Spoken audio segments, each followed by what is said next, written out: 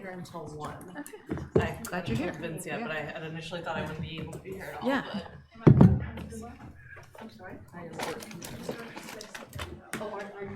Jen, thanks for the presentation at the Civic League.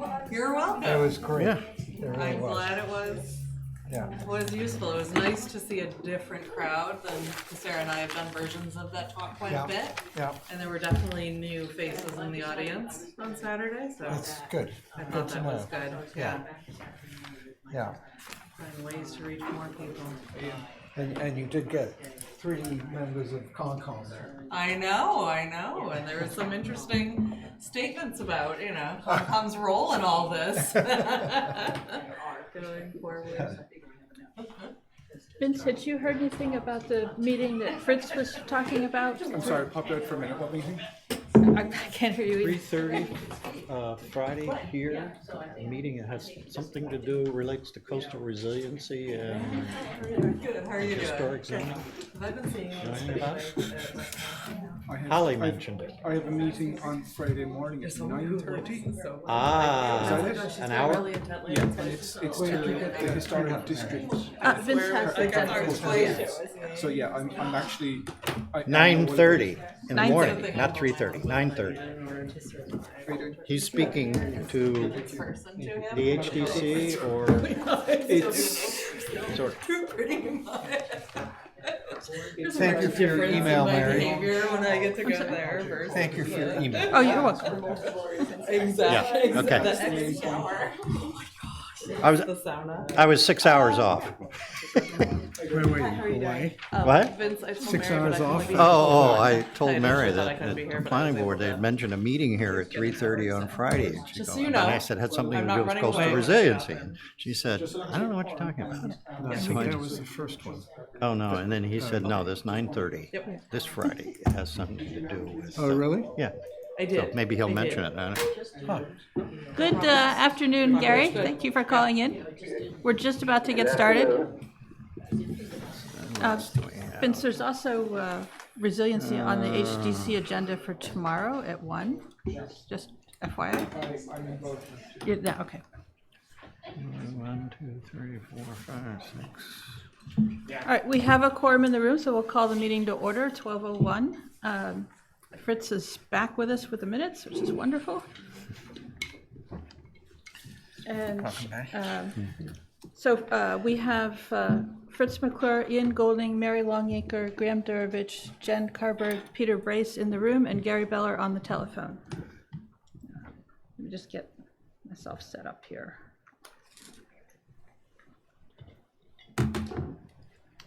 That's not it.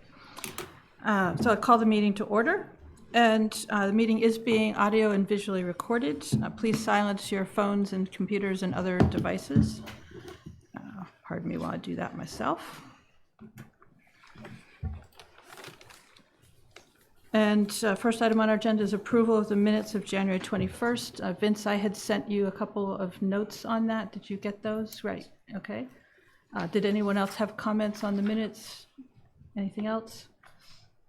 Vince, do you want to show my comments? Do you have them up or? I don't. Okay. I haven't put them in yet. Yeah, okay. Let me see if I can. I'll put them in and. I had, I think, 2 edits at the beginning. The minutes were approved, not unanimously 6-0, but 6-0 with 1 abstention. And continued discussion, just correcting the date. There's extra digits in it. Beg your pardon? 1/1/4/2020, there's extra 1. Got it.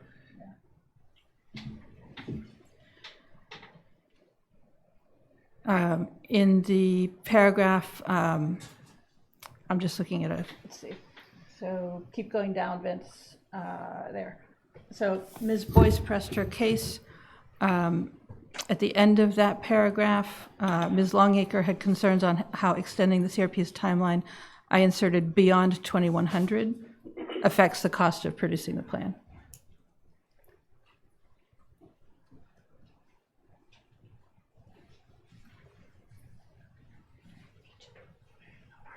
I must say I've never seen minutes that have so graphically depicted people's emotions while they're talking. You'd thank Peter for that. It's not normally done in corporate America, I can assure you of that. And Ian, if you might help out here, so a couple paragraphs down, Mr. Golding asked the idea of building a solid pier in the vicinity.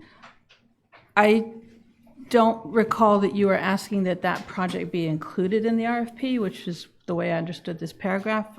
I thought that you mentioned it as an example of a long-term project, and that long-term projects be included in the RFP. Is that? I would prefer that it stood that way because I think it's important. Okay, you're happy with what that I'm says? happy Okay, with that. Yeah. no worries. Okay, Yeah. thank you for pointing Yeah. that out. Continuing down the paragraph that ends that section A, it says, starts with Mr. Brace suggested possibly marking a line. Mr. So, Mr. Brace, Yeah. yes. so in the middle of that paragraph, Ms. Longacre wondered aloud if the possible addition, and I struck out the possible addition to and wrote anything useful to the RFP could be drawn from the coastal risk. And you want to take out if the possible addition? Yes. So replace the possible addition to with anything useful to.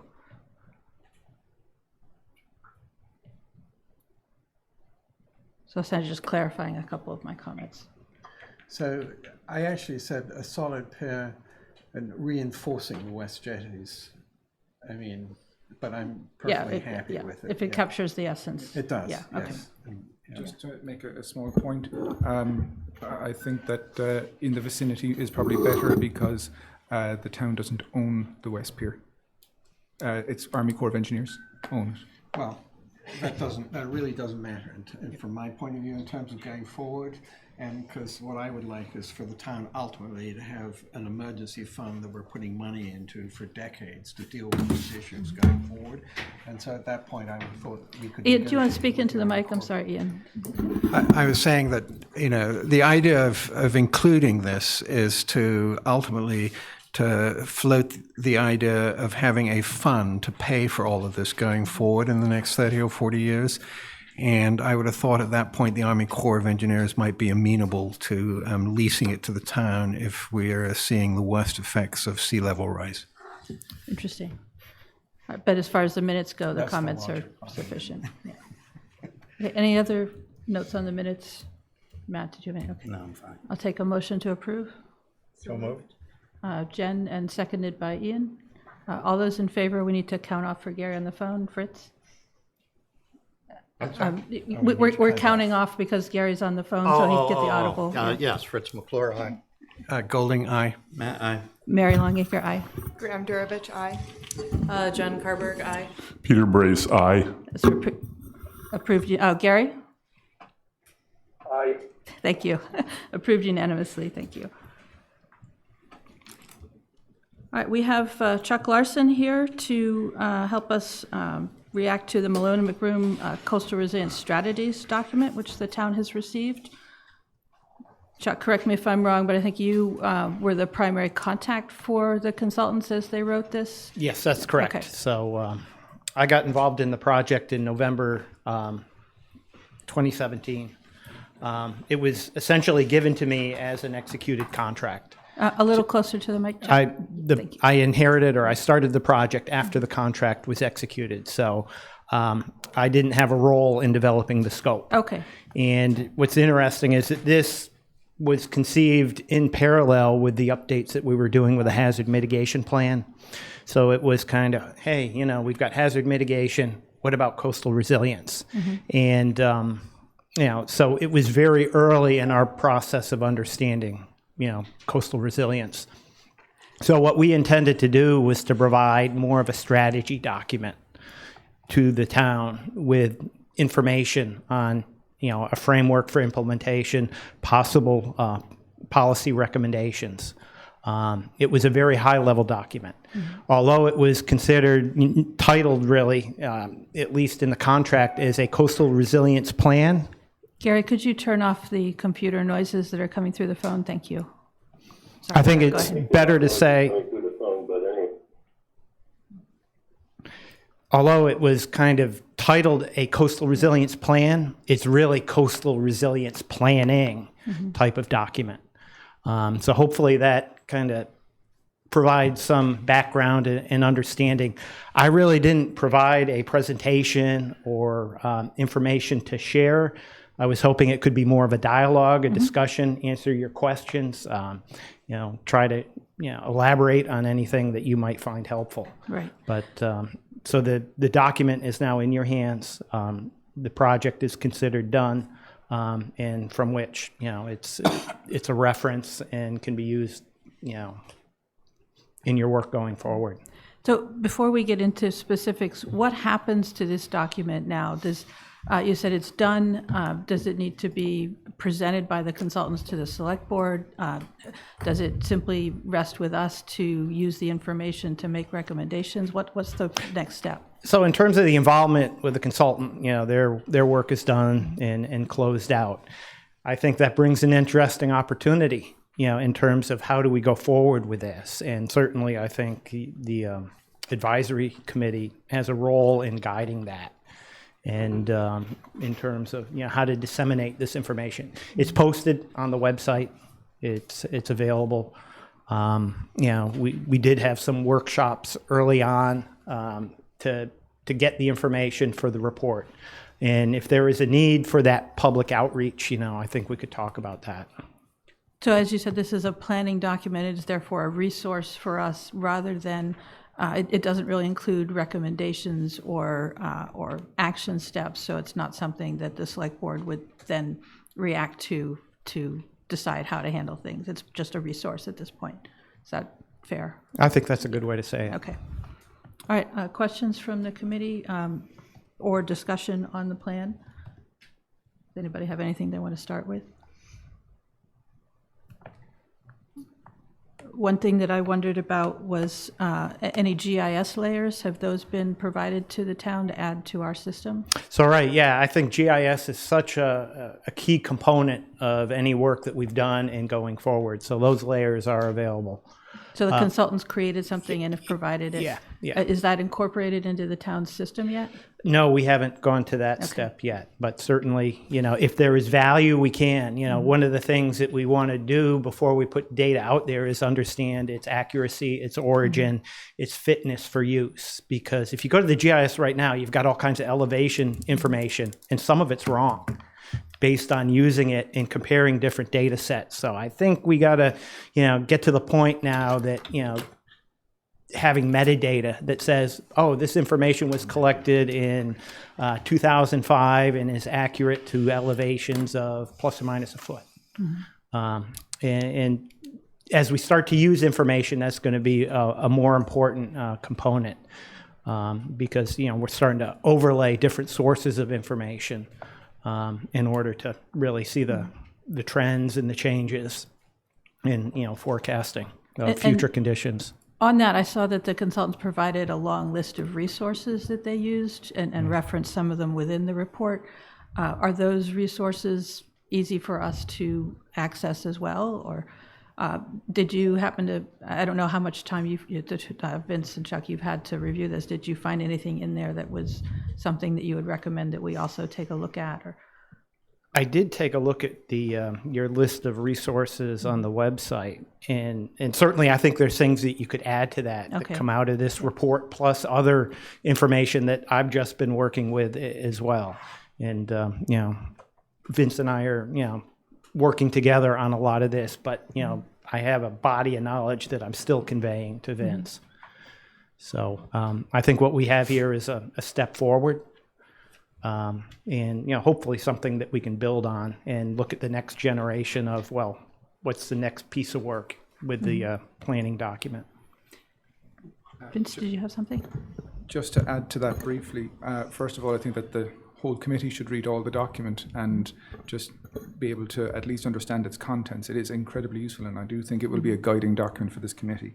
But one section in particular, section 2.3.2, that discusses sea level rise. It starts off at a global level, and then it brings it strictly to a Nantucket level, and it uses two different organizations to give very specific and very localized data. And this is also the most current. NOAA's data, which is also the exact same as what the Army Corps of Engineers have, has a small bit of a variation between what the Massachusetts Major Basins 2018 report has, but they're very similar.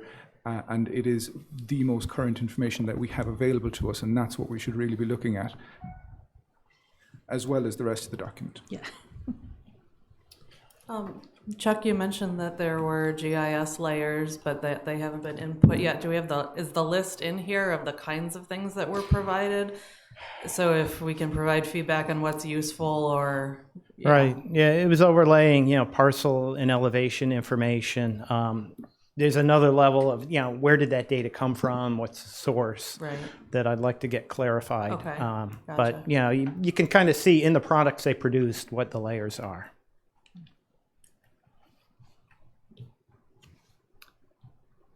Were there other areas of the report or other bits of information that either Chuck or Vince you'd like to point out to us as being significant or interesting? Oh, I have a few bits because I've been basically consuming this document since I've gotten it. The section 311 suggested policy considerations for Nantucket resilience. Those policy considerations are things that have come up at these committee meetings quite a number of times, and I think that if everyone was to read that, we would put all of us on, this committee and me and everyone in the community on the same page, and we could actually use that as a basis from where to take potential policies and recommendations to the select board from there. That was the section I had most marked up too. So, yeah. So I would echo Vince's comment. We didn't discuss this beforehand, but I couldn't have said it any better. I think there's, work that could be done in terms of considering, reviewing, revising, recommendations, and then considering recommendations to the select board on the policy level. And Other input from the committee? How much of an opportunity have people had to review the report? I burned the midnight oil last night to read it myself. So.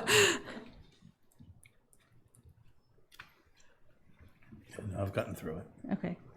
yeah, there's a lot of information in there, and like Vince said, you read it a couple of times, and you kind of something becomes clearer.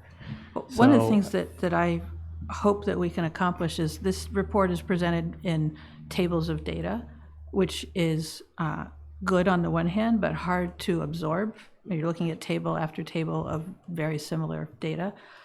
Would it be possible to create any visual, map, not necessarily GIS layers, but mapping of some of these? I almost wanted to take a stab at it myself, just so I could better comprehend what I was looking at.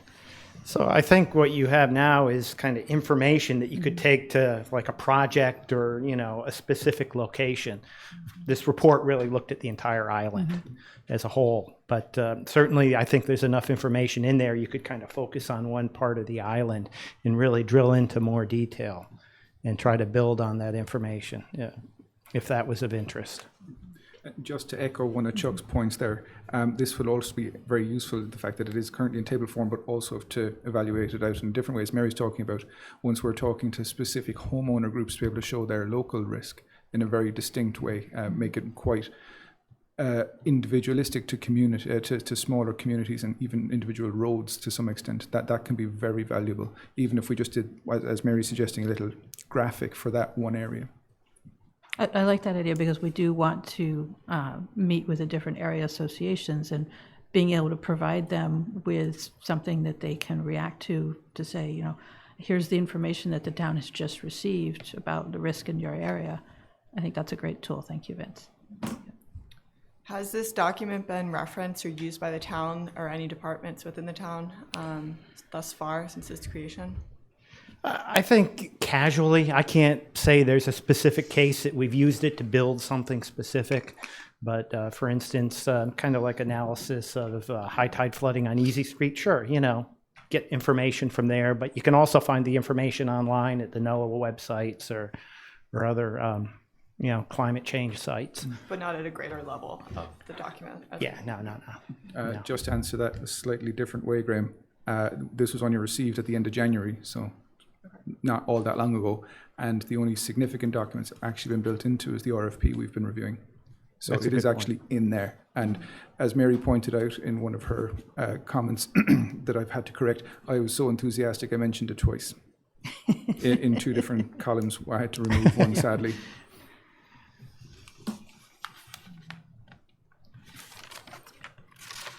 If I can move to a specific, the Appendix B, I have a little trouble understanding.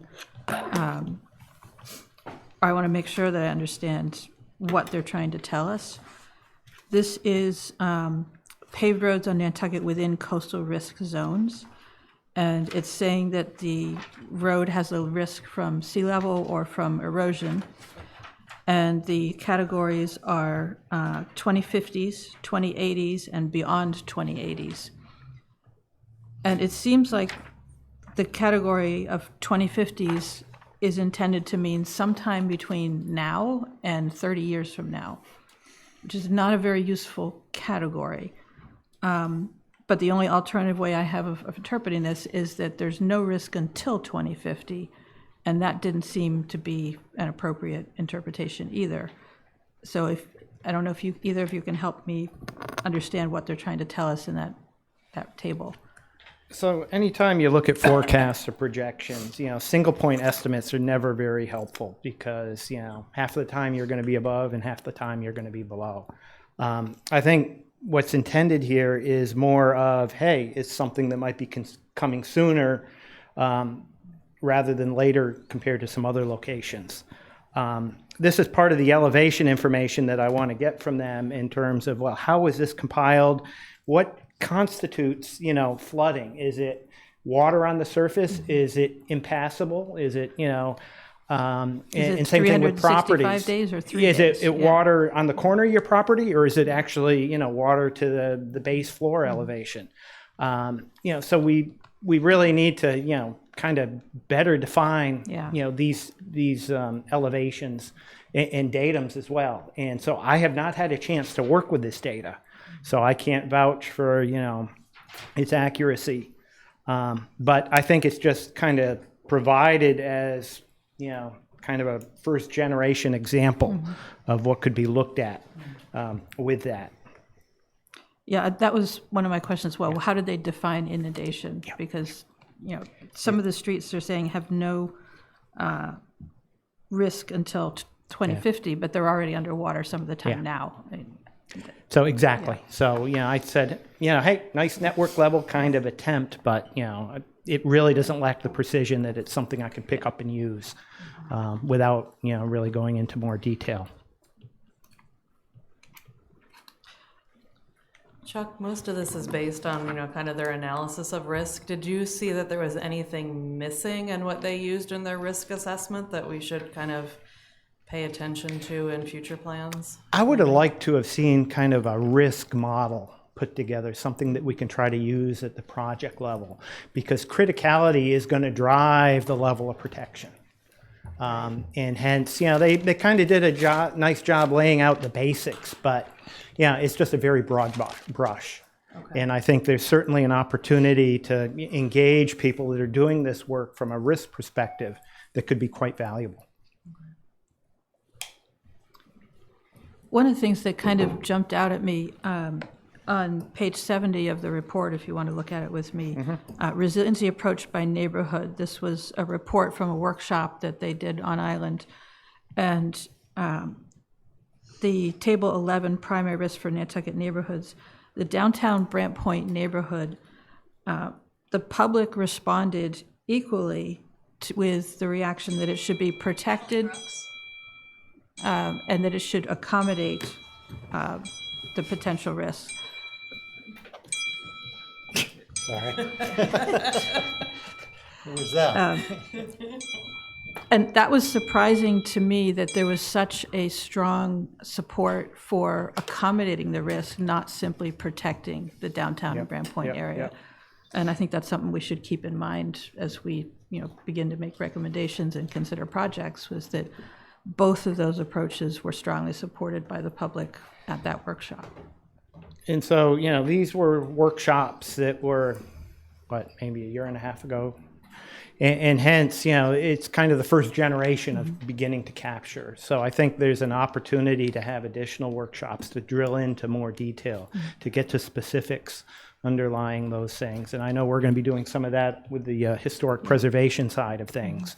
But I think there's an equally important piece, on the coastal resilience side. And it's a journey. It's not going to be a workshop and done. It's going to be a continuum. I think you have to realize, because if you look at this, Pocomo, Popus, Shakamo, 30% protect, 30% accommodate, then retreat. And then they're saying Sconset Town, 32% retreat. I think that it's sort of the day we're living in, and if you put the cost for these and could change the calculus. it would change the calculus completely. If you said all the people living here are going to pay half of the cost of this, or some variation, it will cost you X, then I think the calculus will change. And so I think that these are a first good pass, but I think we have to start, when we start putting, what these actually cost and how we're gonna try to pay for them. It's easy to say, oh, let's just protect everything and let the taxpayers pay for it. But the reality is that, when you go neighborhood by neighborhood, there's gonna be some neighborhoods that you're not gonna be able to afford to want to protect or afford to protect in any manner. So I think that has to be sort of thought about.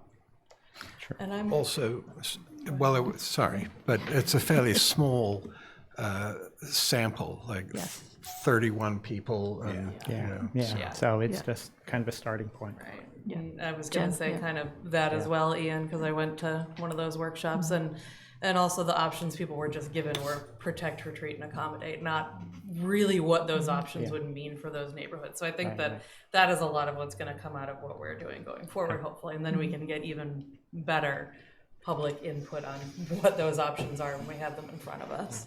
And I think, Vince, the RFP for the coastal resilience plan does ask for cost estimates. Very much so, yes. Yeah. That is one of the criteria Yeah. that it'll be hopefully judged on as well. Great. All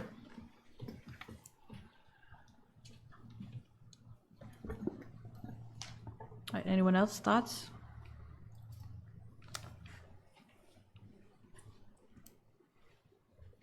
Just going to go through some of the... I like that there are also some options here for education in 3.8, educating municipal officials and training staff.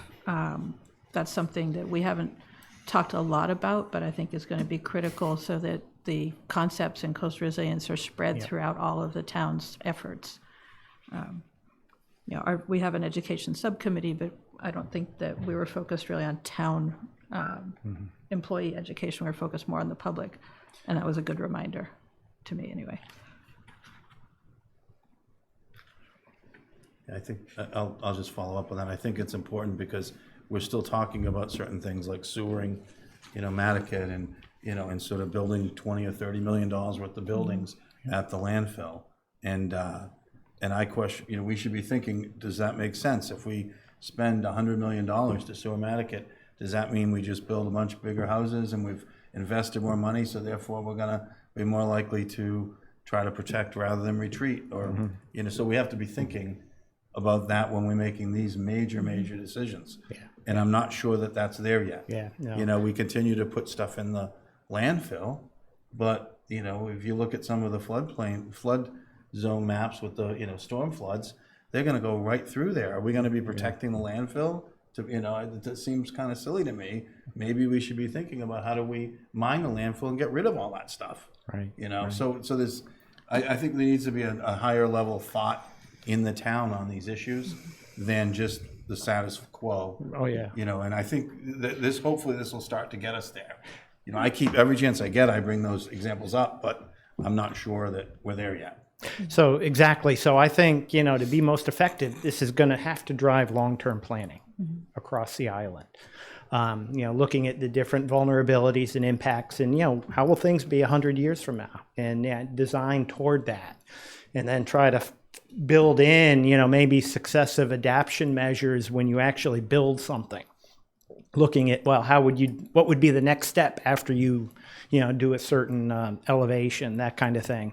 Because there's coordinating not only what the property owners do, but, town infrastructure. You keep elevating the road and property owners will keep raising the elevation on their property. At some point, that's not going to work. And kind of laying out, some of that information, and it's a community decision. And that's, the part that, I think this committee and, the community can definitely get involved in. Fritz? I have a question for Matt, if I may. Matt, in connection with long-term planning, I mean, we're talking about coastal resiliency and the effects, and we'll be issuing a report.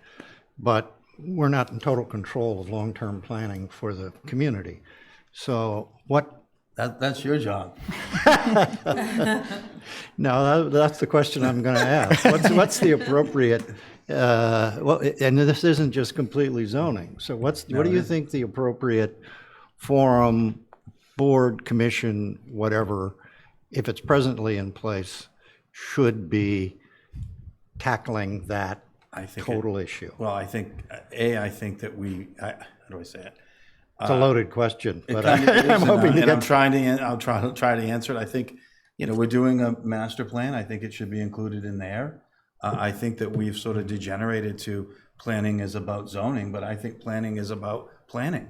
It's about a lot more than just zoning. And I think that, I was co-chair of the comprehensive plan when we reached out 300-400 people and did a document that was, that brought people in over multiple years. It was a lot of hard work, but I think we need to be, hopefully, the NPDC and the planning board, hopefully will be sort of copying that and adding these levels into it. So really, that was what I was getting at, the question of whether, considering that all of the members of the planning board are on the Economic Development Commission, whether that might be the appropriate forum given the various parties that are there. And since you and I both sit on that committee, what maybe we need to be thinking about pushing for that type of agenda as opposed to simply where are we building roads? Good. yes. So on some level, it's long-term planning, but sustainability planning as well. So there's kind of a lot of things that get mixed in there, but we're really all saying the same thing. I did see that on tonight's select board agenda, the facilities master plan includes coastal resilience as a factor to be addressed in that plan. So I was happy to see that. Yeah, I think that's more a discussion of if we're going to stay downtown with something, what do we have to do to stay there?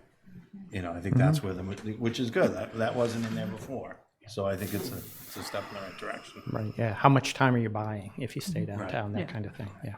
I think, Matt, you have an interesting point about if we do a project now, what does that obligate us to do in the future in order to protect that investment? Right, yeah, that's a psychology of previous investment. Yeah.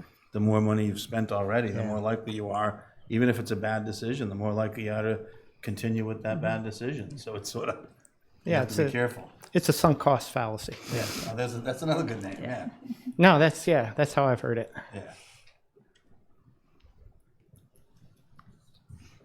Other reactions, other questions? There was another spot that sort of jumped out at me, not as a recommendation for Nantucket, but just as an idea of what other communities are considering. They referenced a Resilient DC document, and this is page 74, where it says, Washington, D.C. has decided that a key strategy of their coastal resilience plan is to retrofit, relocate, or remove all at-risk buildings by 2050. And I thought, wow, that is such an incredible, ambitious commitment. It's an example of somebody trying to do something that is so sweeping that I just was surprised to see it. Very progressive, Yeah. right, yeah. No, but it's maybe a stretch goal, but, they're at least putting themselves out there. That's what we're going to move toward and make decisions to support that. Yeah. Yep, good point.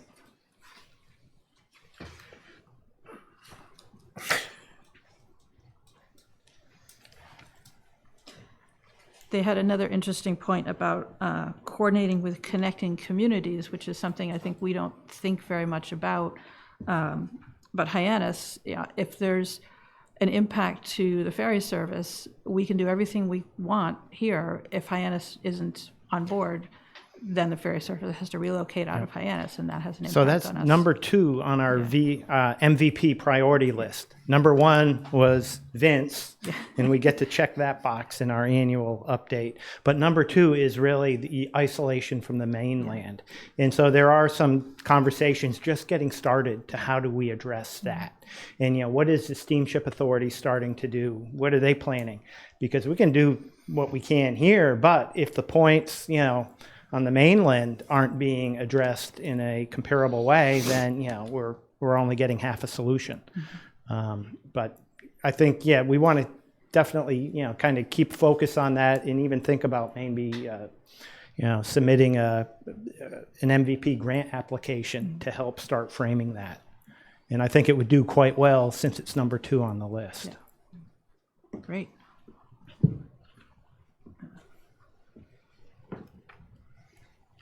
All right, is there anything else? Are we ready to move on to the next agenda item? I want to make sure that we have enough time. While we have Chuck here, he's not going to be here at a future meeting.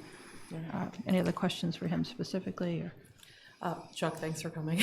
Yeah, no. And by no means is done, email, phone call, as you read it and you say, hey, am I missing something here? Or can you give me more background about this? Right. I'm more than happy to, talk to anybody or even the public, to kind of, again, it's building the awareness of what our future needs are. And so people take the information in at an individual pace. And so I'm happy to help, work with people or small groups to, have a conversation about this. And certainly I'm available here to support the advisory committee as well. Vince is your main point of contact, but we're pretty much tag teaming along with Holly Backus with the hazard mitigation plan, kind of a work group that touches base probably almost weekly on these topics, and coordinating, the different projects.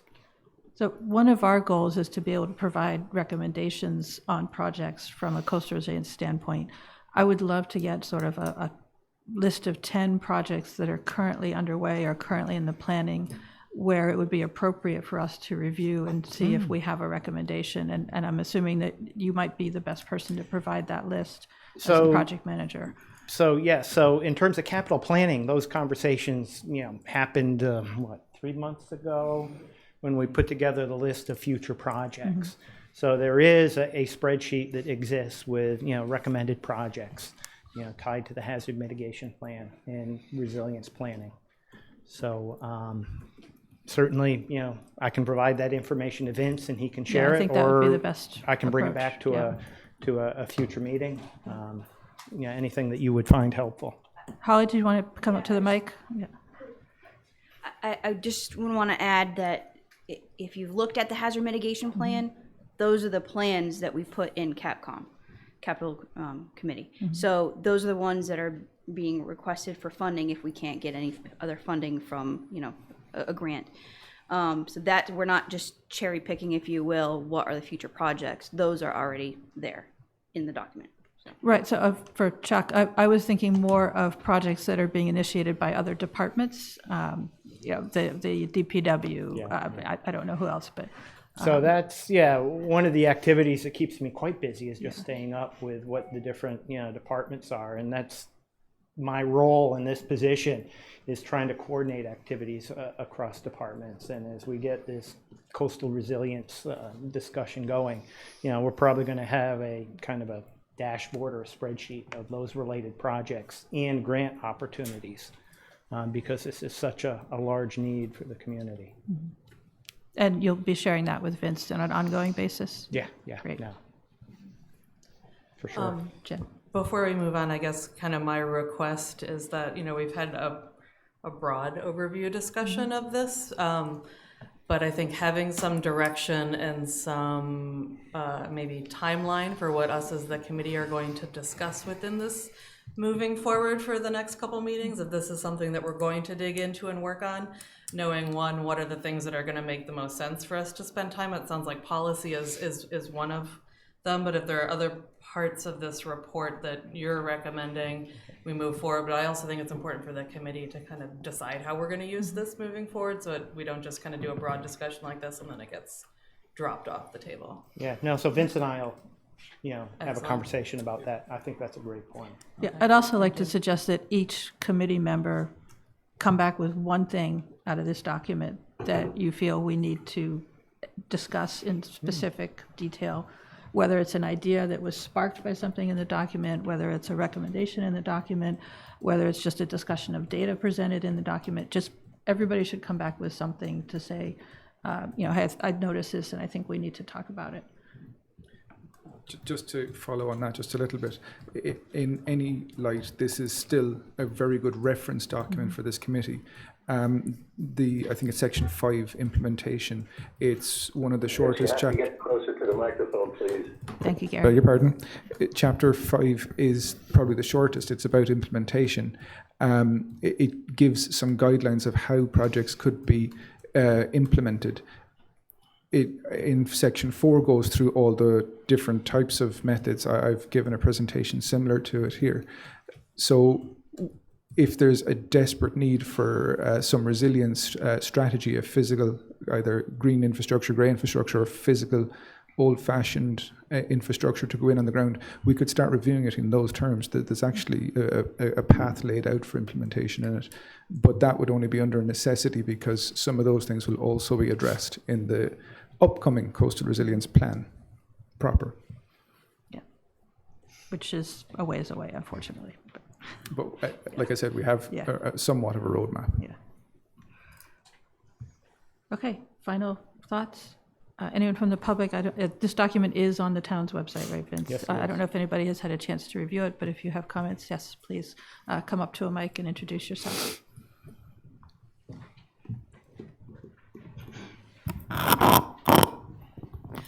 Maureen Phillips. Well, I'm speaking for myself. I'm also on the CONCOM and the NPEDC and the Nantucket Conservation Commission. So each of those committees obviously has a great deal of interest, but I'm not speaking for them.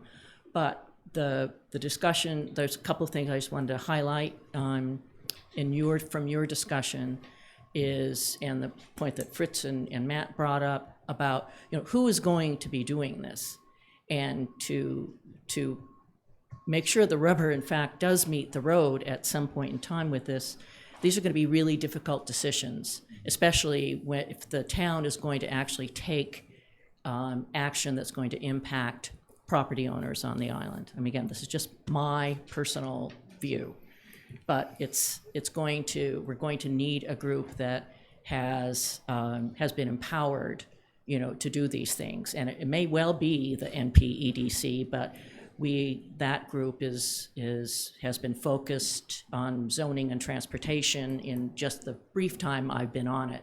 So these kinds of long-term planning things have not, yet arisen in a way that would really interface here. And I think that's maybe that's just something we need to address separately. But I also want to underscore, it was a very small sample of people, as Matt mentioned, that were interviewed and attended those workshops. And I think that perhaps going to groups that are more established, like the various resident associations or what have you, I think would give you, frankly, a much better idea of who's, what a community really is concerned about and what have you, as opposed to, and groups like the Nantucket group, just speaking for our group, we are very involved in thinking about what can we bring to the table in terms of data for discussion, sources of funding, all of that. So I think, the resident associations are a real resource for you that I think should be addressed, and obviously more than just Nantucket. I think we agree with you on that point, yes. Okay. Nantucket is the most organized by far right now. You guys are very, very well organized. Well, for obvious reasons, our erosion group meets at the house of Annie Menz, she lives on Ames Avenue, and it was her salt marsh and dock and everything that was lost in Philippe, I guess. I had never realized that storm had a name. So we can look out from our meetings at what has happened. So we are very much driven that way, but I mean, I think that's the kind of thing you want to encourage and do more education, and that's really important as well. And lastly, one thing, someone asked about what's not in the report. Well, something that I was looking for was, all I found in very general terms was impact on habitat and on the environment in general. It's very much aimed at infrastructure and property and those issues. And when you see, when you do a search for the document, say for the word habitat, it's all, well, of course, sea level rise impacts habitat, but there's no specificity about what kinds of biomes, what kinds of species, what have you, that are really at risk here. And so that's a hole in this. I assume we aren't just looking at infrastructure, and I know we're not. So there's nothing in there that gives us much. So I think I know you're working on the RFP, and I would strongly urge you to add that to that as well. And also, just while I have the floor, I know you're going to talk about the RFP later today. Is the RFP going to be available for public comment, or is that something you guys are ready to Vince, send I'll out? let you take that question. Thank you, So- and I'll take your answer. Thank you. So it's been well reviewed by this committee, and it is the next discussion point on the agenda. In terms of public comment, that would not be the norm by any standard. It's an unusual situation that a committee would even get to review an RFP, but given the necessity and given the experience of this committee, that's why the committee got to review it.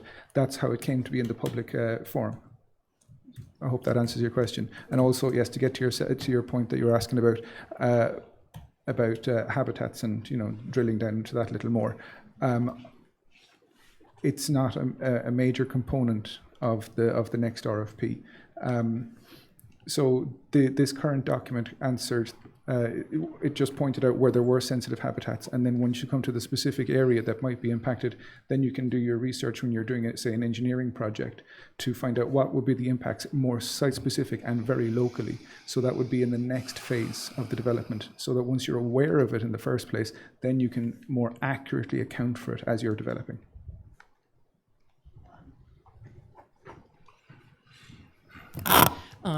Thank you, Vince. Maureen Phillips again.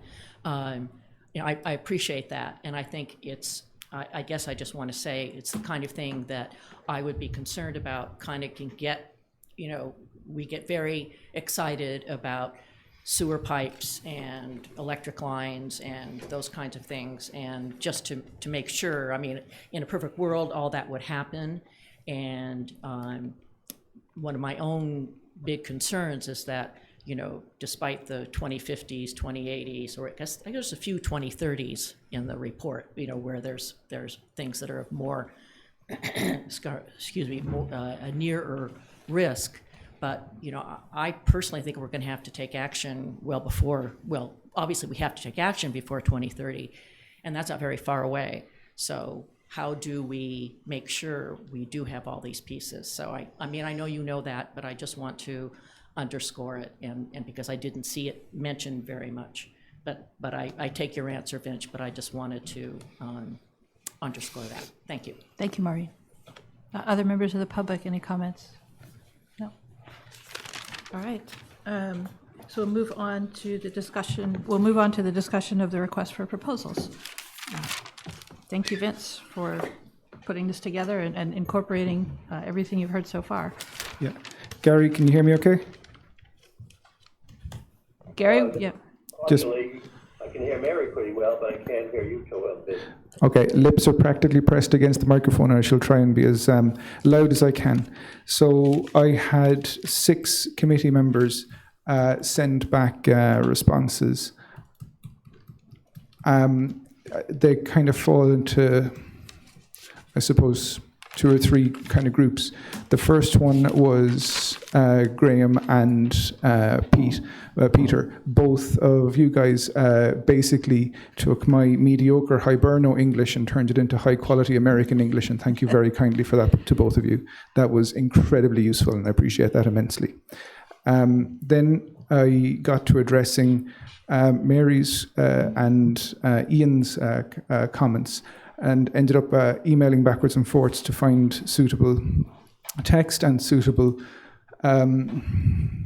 ways to progress from what had been in the report to what's now in the report. And I just as a quick show of hands, has everyone at least been able to skim it, if not read it properly?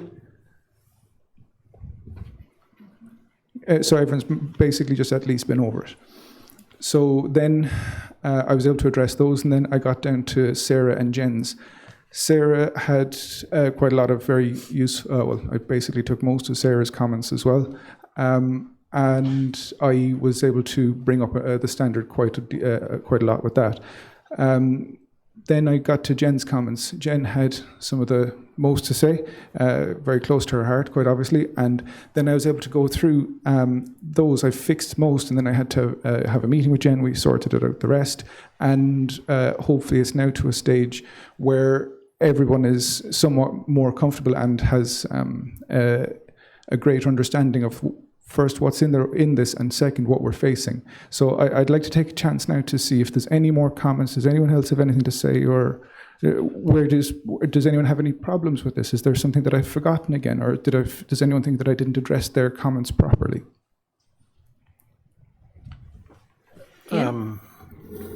Well, I have a very minor comment in a sense, which is on page 2, and where you say in the second paragraph, I think most of the downtown streets and buildings were laid down and developed more than a century ago. I think it'd be more accurate to say more than 2 centuries ago. So this is an interesting one. I take your point. So I kind of used that sentence as a setup into the next one. I thought you might have done. But then the end of that paragraph, starting Nantucket's downtown was one of the first historic districts. That is a sentence, that and the next sentence came straight from Mary to enhance the historic nature of the town. I just only minorly altered Mary's second sentence, but basically took it out as was. So Mary kind of got to the point of, the kind of different eras of the historic area, Civil War part, and then the Revolutionary War buildings. So hopefully that gets to more of it. Does that make sense? I just still think that it's pretty inaccurate, and that you'd be better off saying 200. And there's a quote from Betsy Tyler's, one of her books. It says the Reverend James Freeman, who may have been colorblind, this is talking about something else, visited Nantucket in 1807 and described the general appearance of the 850 dwellings he counted in town. And I could go on, and I just think the house that my second wife and I owned, 5 Orange Street, the Josiah Lewis house, was built in 1772, and in fact is credited with stopping the Great Fire from creeping any further up Orange Street. These are just, we all know this. So, I think Holly might have a point. Yes, Holly, would you like to address that as our historic preservation person? Thank you, Mary.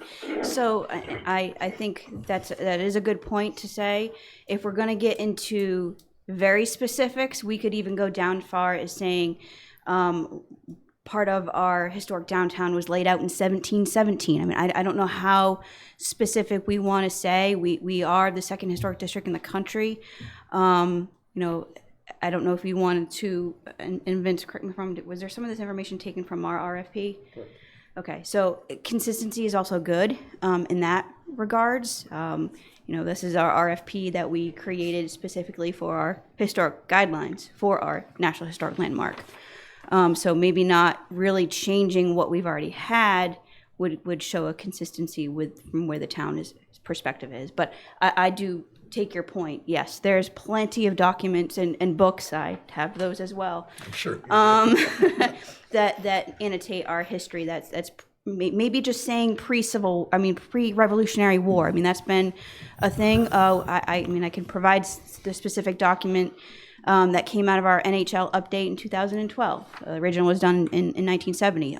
There are specific words, paragraphs that really give a description of Nantucket's history that came out of our NHL. So there's some. So Holly, do you food have for an thought. opinion on this particular paragraph? Is it sufficient the way it stands? Would you edit it? We could say, yeah. So it does what say Ian had mentioned. It does say pre-Civil War and pre-Revolutionary War in it. Right. I'm That a little kinda confused on that hits the nail on the head right there. It's pre-Revolutionary War.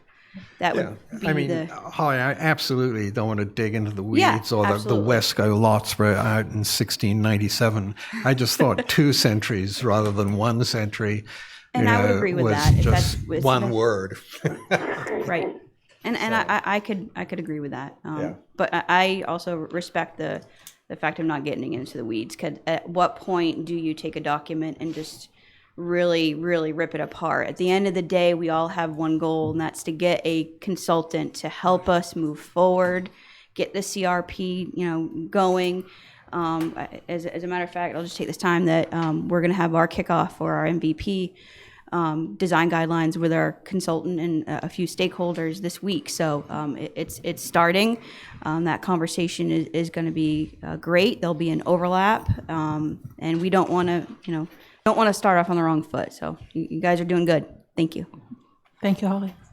Just want to make one more point. That since I sent this around yesterday morning, only 2 people did send back more comments, Matt and Mary, and I have addressed both of those, and they were fairly simple and straightforward. They were just minor word choice things in one place. Oh, and another spelling error in 1 or 2 omitted words, and they've all been corrected. I have a couple edits that I haven't gone through the entire document, but more just, again, like pluralization when it needs to be and small edits like that. Okay, I'll send it when I'm done going through. appreciate it. My change, I was just kind of laughing. The Waste Options Town Environmental Park. I was like, what are we talking about? I'm having trouble calling it the landfill, and now it's a park. I'm like, are we going to sell tickets to sort, on rainy days, the kids can go out and sort garbage? I mean, Yeah, it's been called an environmental park for a long time, way before I arrived on this island. 6 or 7 years, I think. There was a banner that went up. Yeah.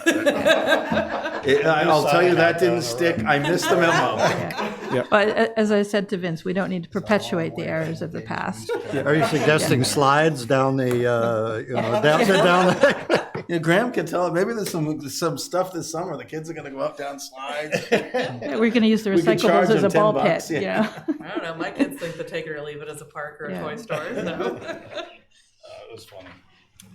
I'm just behind the times. All right, so Vince, we are, I guess, pending Graham's edits. Do you have a deadline for that? We're ready to wrap it up, ship it out, and send it? Is that where we are? Unless anyone has any other major problems, I'm good. And just to finish Matt's point, as I said in an email, I think to Matt, and I think I might have said something to Mary about it as well, just to clarify, I did put in brackets after town dump so that there wouldn't be any ambiguity. Or landfill is fine. I can deal with it. I can understand what the landfill is, but Well, we've got the very high-end title and the base title. Okay. If you want to put another one in there, that's fine. no, you don't need that. Just make sure. Landfill. If we can just call it the landfill, that would be great. We're trying to, as a town, move away from the dump. If I just put on my my other position for the town, because we have lined landfill, modern landfill cells. Okay. We're not dumping things into the wetlands as was previously done on this island. We've definitely moved away from that. It's not even allowed in Massachusetts. So We did that for like 200 or 300 years. yeah,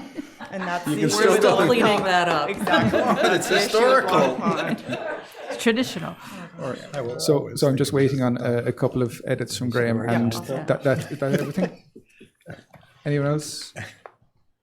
Thank you very much. I appreciate everyone's input into this, and thank you very kindly. Thank you, Vince. All right, next agenda item then. Question of any recommendation to the select board on town review of development plans in coastal areas. Vince had one suggestion come through. Did anybody else have suggestions that they wanted to bring today? From my perspective, just having gotten the Malone and McBroom report, I'd really like to, base any recommendation to the selectmen on the information in that report. Thank you, Jen.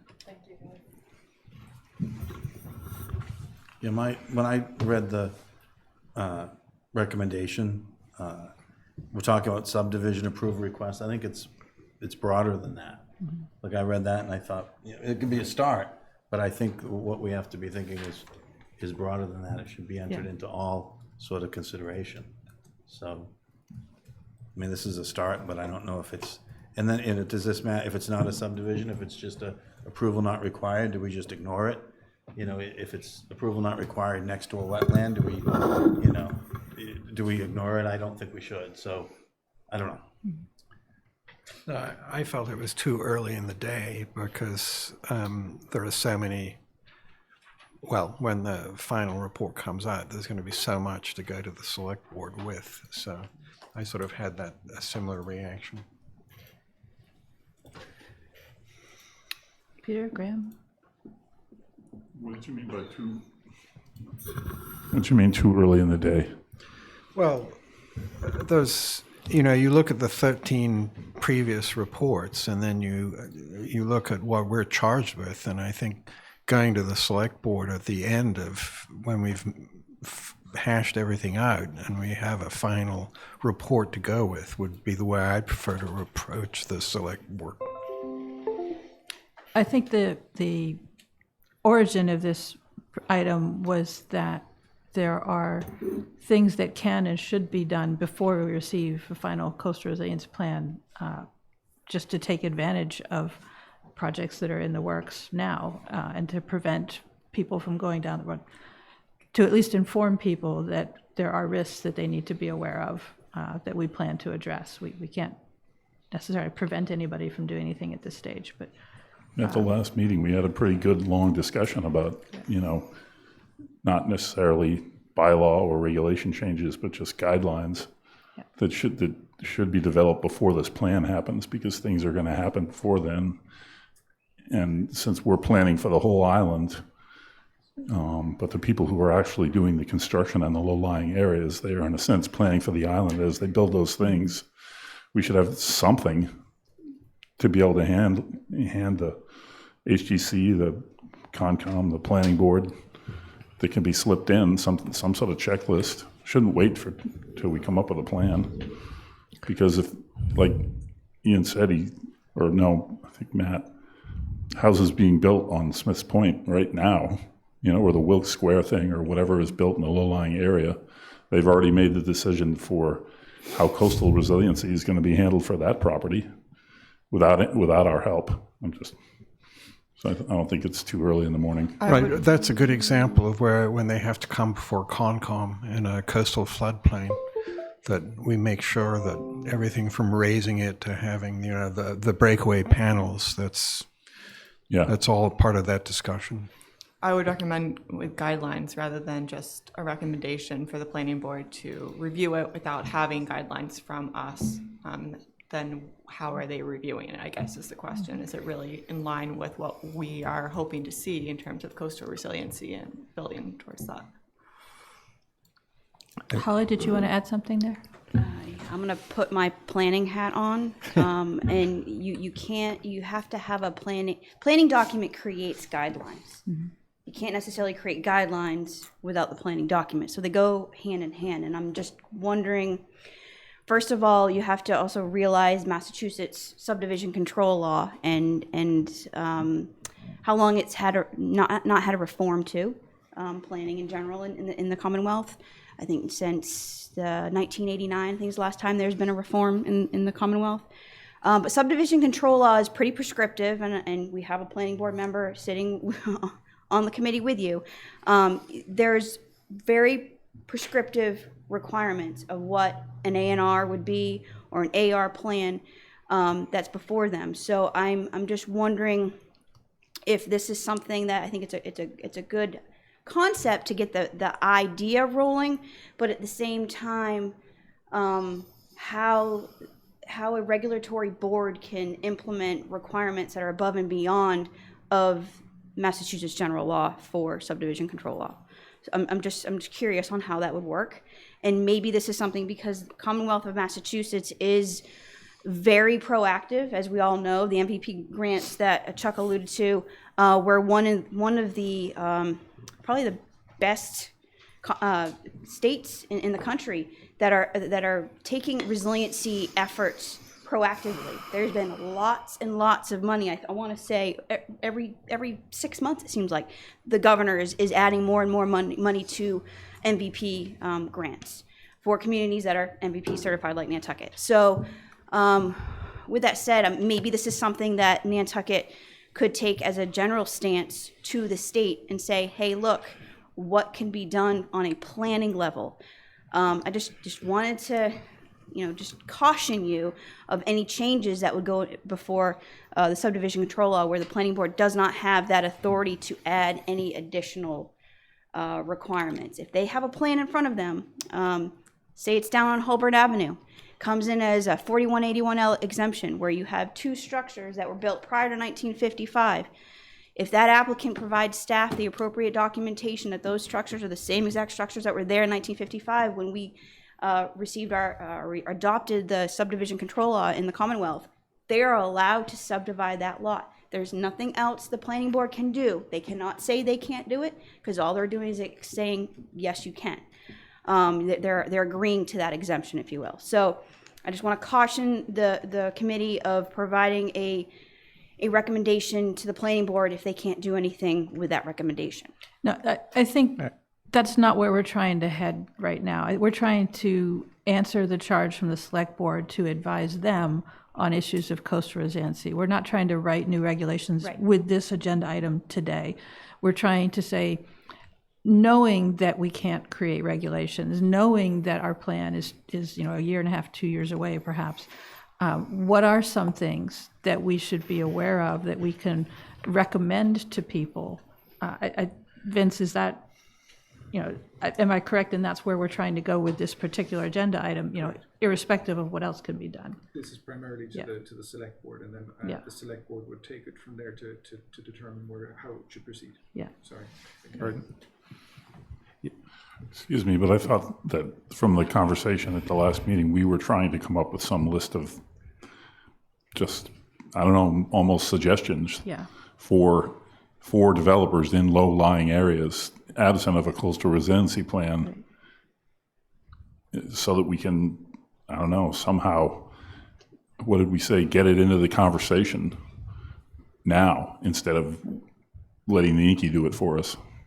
Right, and I think we're using develop in a very broad sense. Any property owner contemplating building changes on their property, not necessarily a subdivision or somebody building spec houses, but any further construction in a vulnerable area, that person should hopefully be aware of the risks.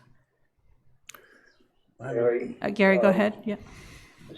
Since I'm the author of those language, suppose we just took out that we can make it a lot broader by taking out the word subdivision and say anything that seeks approval, any approval requests to the planning board. We could also include the Conservation Commission, any of these requests that go to these boards should include review of the potential impact on Nantucket coastal resilience strategies, plans, and objectives. Now, we don't have any official strategies, plans, and objectives because that's what we're in the process of inventing and creating, and we're a few steps away from that. But we need to get the conversations going. And if subdivision is too narrow, which it probably is, maybe we should just take out the word subdivision, and whenever someone is going to get approval from the planning board for whatever they're doing, maybe we want the thinking to begin then that what effect will what the approval is being sought for will have on these potential coastal resiliency strategies, plans, and objectives. We got to get those discussions beginning somewhere, and this is how we're trying to get it done. So are you advocating that we replace subdivision with construction, Gary? Would that be? Take out the word subdivision completely. Any request Okay. going to the planning board, and if it has nothing to do with coastal resiliency, then they don't have to worry about it. But if it's an approval request for anything that could have an impact on coastal resilience strategy, plans, and objectives, we ought to be thinking about it. We ought to have them thinking about it. So to take out the word subdivision.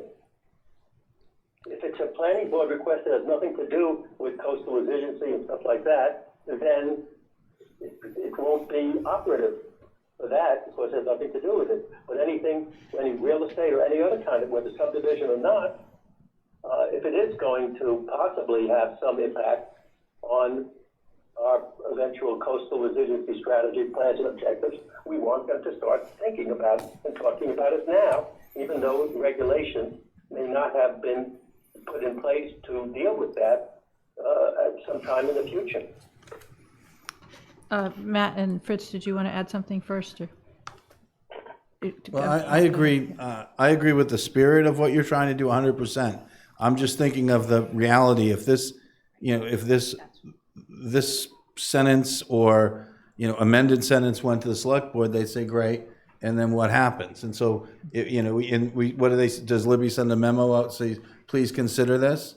I think what has to happen is, maybe it's more than that. Maybe we have a one-page sheet with links to the, things that get handed to the various people. Or maybe we talk about a couple of the things. We don't know what's going to happen, but we do know these are the impacts. If you don't have a place to store water, if you're, building a swimming pool in a wetland or next to a wetland, or if you're doing whatever. I don't know exactly the details, but, please, think twice because you're going to need that wetland. The wetlands are going to expand. Think twice before you go that direction. I don't know how you change people's minds, but I think they have to understand that this is all going to be connected. And the one thing I have from looking at all these documents and looking at all the storm pathways and all the different predictions, there's very few places on the island that are not subject to this. Mm-hmm. The wetlands are going to expand and are going to be pushing up against just about, half the island at some point. When you really think about it, there's a swale from Myacomet Pond all the way to the ocean. There's another some of it's been filled in by hatches and stuff. There's another that's all low-lying area that we're having issues with now. There's a swale from, if you go from Brant Point, that connects all the way up to Lily Pond.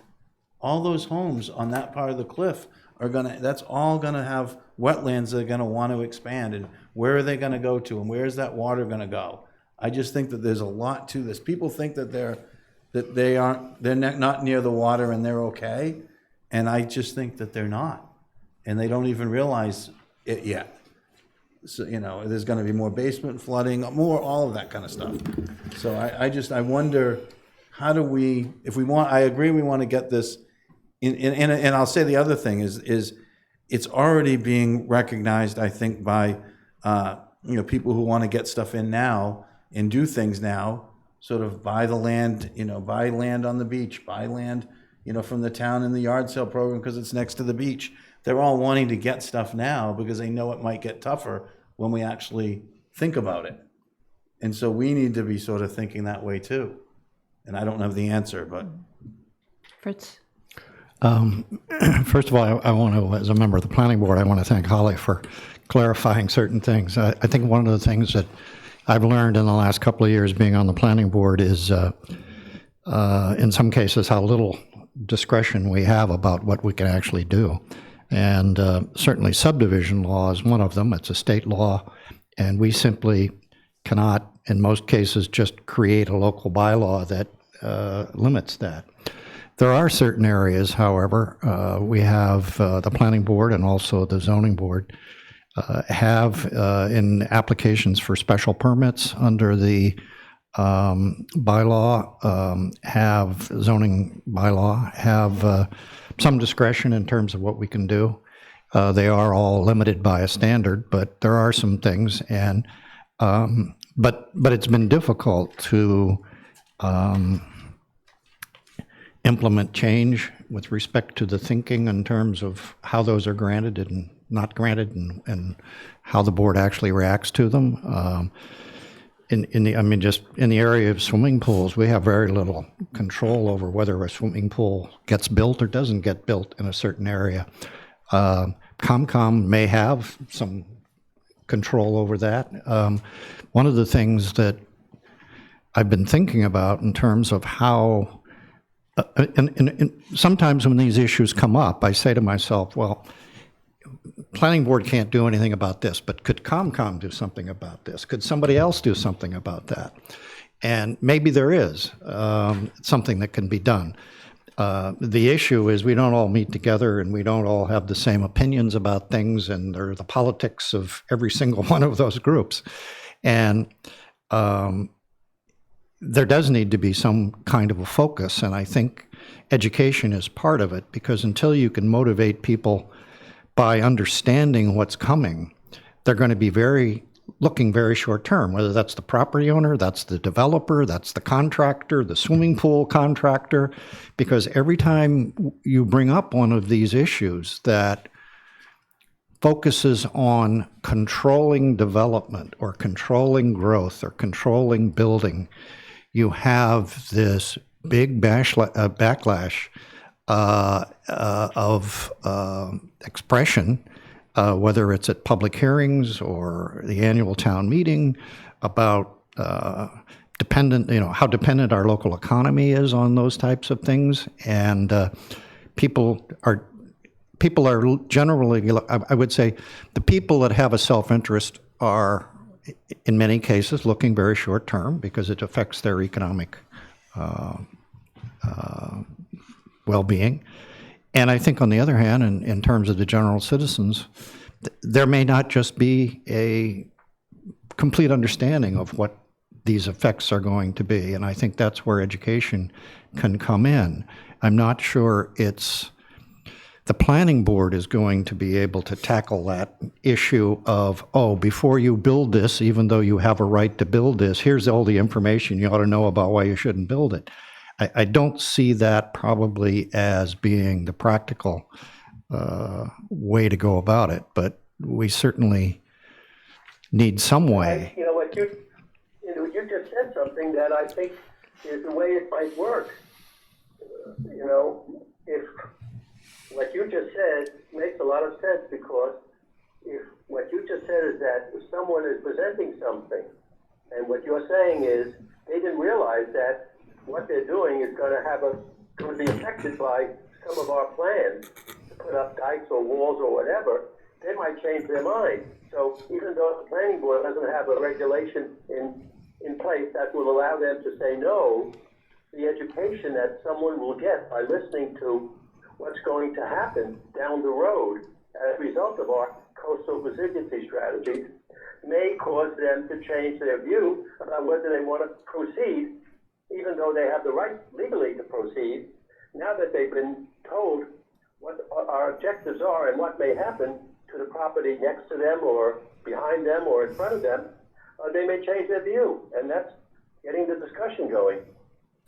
So to tie in both what Matt and Fritz have been talking about, specifically on the Conservation Commission, basically, as Maureen will attest, we see applications for pools, which currently we limit to, they have to be outside of the 50-foot line. Basically, most of them come in at 50 feet and 1 inch. And we have been we have firmed up really not granting waivers for groundwater separation. So we have sort of insisted that they have to have a 2-foot separation from groundwater. But a good example of where the final product created, whoever gets this, whoever produces it, if they can give us some basis for predicting how the wetlands are going to increase over the next decades, I would have thought that would be could be reflected in stricter local regulations. So, and in fact, we're overdue for revamping our local regulations anyway. So this is useful going forward, having these sort of discussions. Madam Chairman, I'm sorry, go ahead. I'm sorry.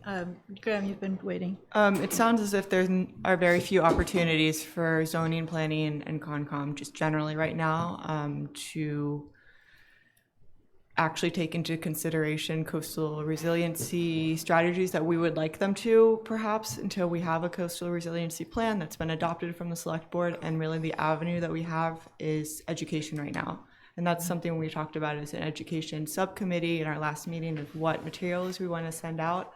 And a lot of it was focusing on what can homeowners do if you're going to develop, what guidelines, suggested guidelines, you don't have to follow it, obviously, but suggested to keep in mind as you build or make these decisions that will be affected down the road. I guess then the question is, what avenue can we disseminate that information at? Because it sounds like, Fritz, planning meetings or when you review applications is not the time. So where is our opportunity to get that information out? And I would say, I agree with everything that Graham said, and one of the avenues is when you yourself or your developer goes in and applies for a permit, whatever brochure or thing we created gets handed out at that moment, so that as they're filling out that form, they're looking at it and seeing what the risks are. You give it to them right away, and then maybe you find other steps along the way to give it to them. That way it's not a regulation or a bylaw that we obviously can't do, but it's just, hey, this is what we're working on, and we're hoping you're going to take it into consideration. My thought was to have that happen at the HDC level, because that is still the design phase for the property, as opposed to, well, we've already done our design, we've decided what we want, we just need to get you to approve it on the Concom or the planning board. I'd rather hit them earlier in the design phase where they can make choices on their own that reflect that level of information on coastal resilience and risks. I think what Graham has suggested is a good idea. If the information is there, all I'm saying is, I don't think there's an issue with that at the planning office, having people, disseminating information to people who come in and ask for an application. It's what happens after that and how much affected. Let me throw out something, since we do have people from different boards here. But one thought that you can amend the zoning bylaw in some respects to throw in factors about, within certain limitations, what you can do for issuing a special permit, for instance. So that's one thought. That would require change to the zoning bylaw, which requires going to the annual town meeting and all of that discussion. But it's certainly something that could be discussed and thought about. The other thing in terms of planning is to think in terms of some type of a resiliency overlay type district. So where you have different districts already taken into account under the zoning bylaw for certain things. We might, I'm not sure exactly the context of it, but might be able to think about creating in other words, we have town overlay districts, we have country overlay districts, we have certain districts for sewer, placing sewer, all those type of things. Whether we could create some sort of districts around water bodies in certain areas to say these areas require special consideration. And I'll let the expert talk. This is why the CRP is so important, because the CRP is going to be the document that's going to say, hey, guess what? regulations for Concom, regulations for planning board, regulations, all these different town regulations. It's going to be able to you have to have a plan in order to have an action. That's exactly how all planning documents work. So as long as you think about that, you're going to be able to achieve these goals, hopefully. I think, Graham, you hit it on the head as far as really there isn't anything under current regulations they can do now, but the master plan is going to be going for an update. That's a time to include key components of the master plan. Whether or not an overlay district is going to be something that the planning director is going to support, that's a different conversation. But it's a step, and that's where having this consultant, whoever is the one that's going to be in charge of this project, is going to be imperative on the guidance on what exactly have other Massachusetts communities done, what other New England's, what have they done to do this issue, to be able to make sure that they're planning for the future. I think we're in a really good stage, and I know everybody's very anxious to get the information out there. I will say this, with our MVP grant project for the historic guidelines, that's going to be one of our public forums, is giving a toolkit, if you will, to people along the coast that they know what they cannot do as far as what the National Park Service recommends for historic structures along the coast, which just came out in November, what FEMA requires for your flood adaptation.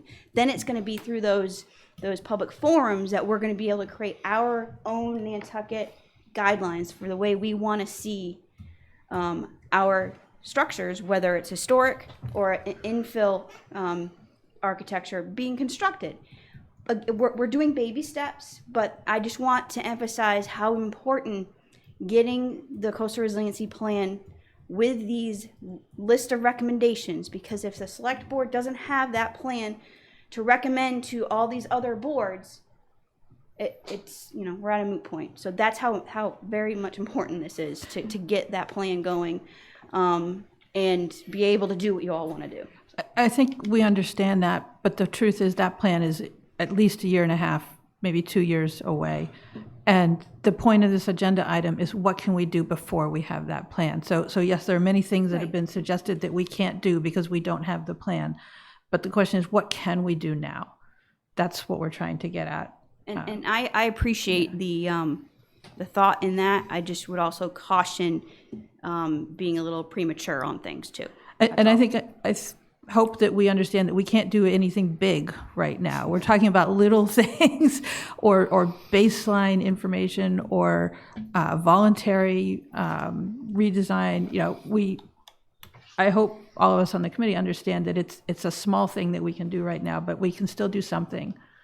Maybe it's influencing the board members on the various boards. Like tonight, the select board has a topic where we're being asked to hold a conservation restriction on a flex development, and it's because none of the other people who would normally hold it are willing to hold it, because it really isn't a conservation restriction. It's it's a parking lot and a building and a swimming pool, and so and I look at that and think, and I'm not so we'll have a discussion tonight. Who knows what's going to happen? But I look at that and say, geez, that it's probably, I'm guessing, I don't know, but it's probably the lowest part of the property, which is usually where these things end up. And maybe that should be in the discussion when that flex development is having conditions on it. Maybe some discussion should be, geez, there should be some water issues here. This is within a stone's throw of a wetland. Maybe we should be having having this be on the wetland side of it, not buried in the middle of the property. There's things like that could be influencing, that could get influenced now without any rules, without changing town meeting or anything, if the people making the decisions are just a little bit more aware of it. So maybe it's an educational process to the members on some of the other boards making these decisions now. So perhaps holding a information session with the heads of various boards to walk them through this document that we just received? Is that maybe an the idea? document? I don't know. Maybe the document. Maybe they're getting maybe they get, I don't know. Vince will give the, here we go. Give us the answer. Not necessarily an answer. I'm just going to expand on an idea that Matt brought up earlier, and it also gets to a few different points of something that would be something more of a baby step, something we might be able to do now. But Matt said a one-pager earlier. If this committee was able to come up with a one-pager and not have it be regulatory, but have it as guidelines, it's stepping down. It's not regulatory anymore, but it would be something that, say, the select board could endorse and say, right, this is something that the heads of department should use or might be able to read into. And they could be suggestions taken directly from this coastal strategies document that would be able to be in place and have thought gone into them for the next year and a half until there is actually a coastal resilience plan. And then we can get onto the proper regulatory side of things, just as an idea. Fritz? I can give you an example of how something with the planning board might work. And in connection with, from time to time, and recently, about a year and a half ago, we adopted, the board adopted a procedure. And basically, it wasn't a regulation. It simply said, if you're going to come, and I won't go into the specifics, but basically it was a procedure that we've all voted on and approved, which says if an applicant's going to come before the board, or if there's going, in this particular case, it dealt with citizens' petitions for certain things under the zoning bylaw, and you want to come to us for an approval or endorsement of that petition, you have to provide the answers to the following questions. And it doesn't say, it isn't regulatory, it doesn't say if you don't provide the questions in the right way, we're going to say no, but it says, it simply says you must address these questions. And there may be a circumstance in which a document could be put together which says, in the case of certain things, the applicant must provide the board with the answers to the following questions. And, it could be, how will your development, I mean, in a very general sense, but broken down, how will your development impact groundwater, impact this, impact that? And I won't guarantee that would go through, but to the extent that it's not a specific regulation. Just before you go, I have a quick question. I'm sorry, but sort of with this, where it said public and institutional education on page 66, and one of them was advise property buyers require real estate agents to inform potential purchasers of properties in present and projected hazard zones of their risk. Yep. So how do communities go about requiring realtors to do that? So because this is largely a change management, community behavior type of issue. No, and okay. So, some of those thoughts were rolling through my head in terms of how you manage change as part of big projects. Yeah. So you have the first stage of building awareness, helping the community just be aware of what's happening. Then there's building the desire that people want to change or should change. And then you're building momentum, then followed by increasing the level of knowledge. It's only after you get through those three stages that you can then talk about taking action, getting things to kind of happen on a repeatable basis. And then there's the last piece, which is reinforcing that cycle.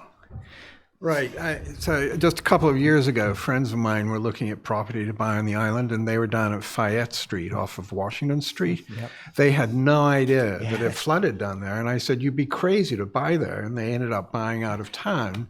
But my guess is that if you started regulating, how do you go forward to actually regulate, in a sense, insisting that realtors give this information when the property owners are going to say, well, you're devaluing my property by giving this warning. So you're talking about the action stage. We're at the very, very awareness, right.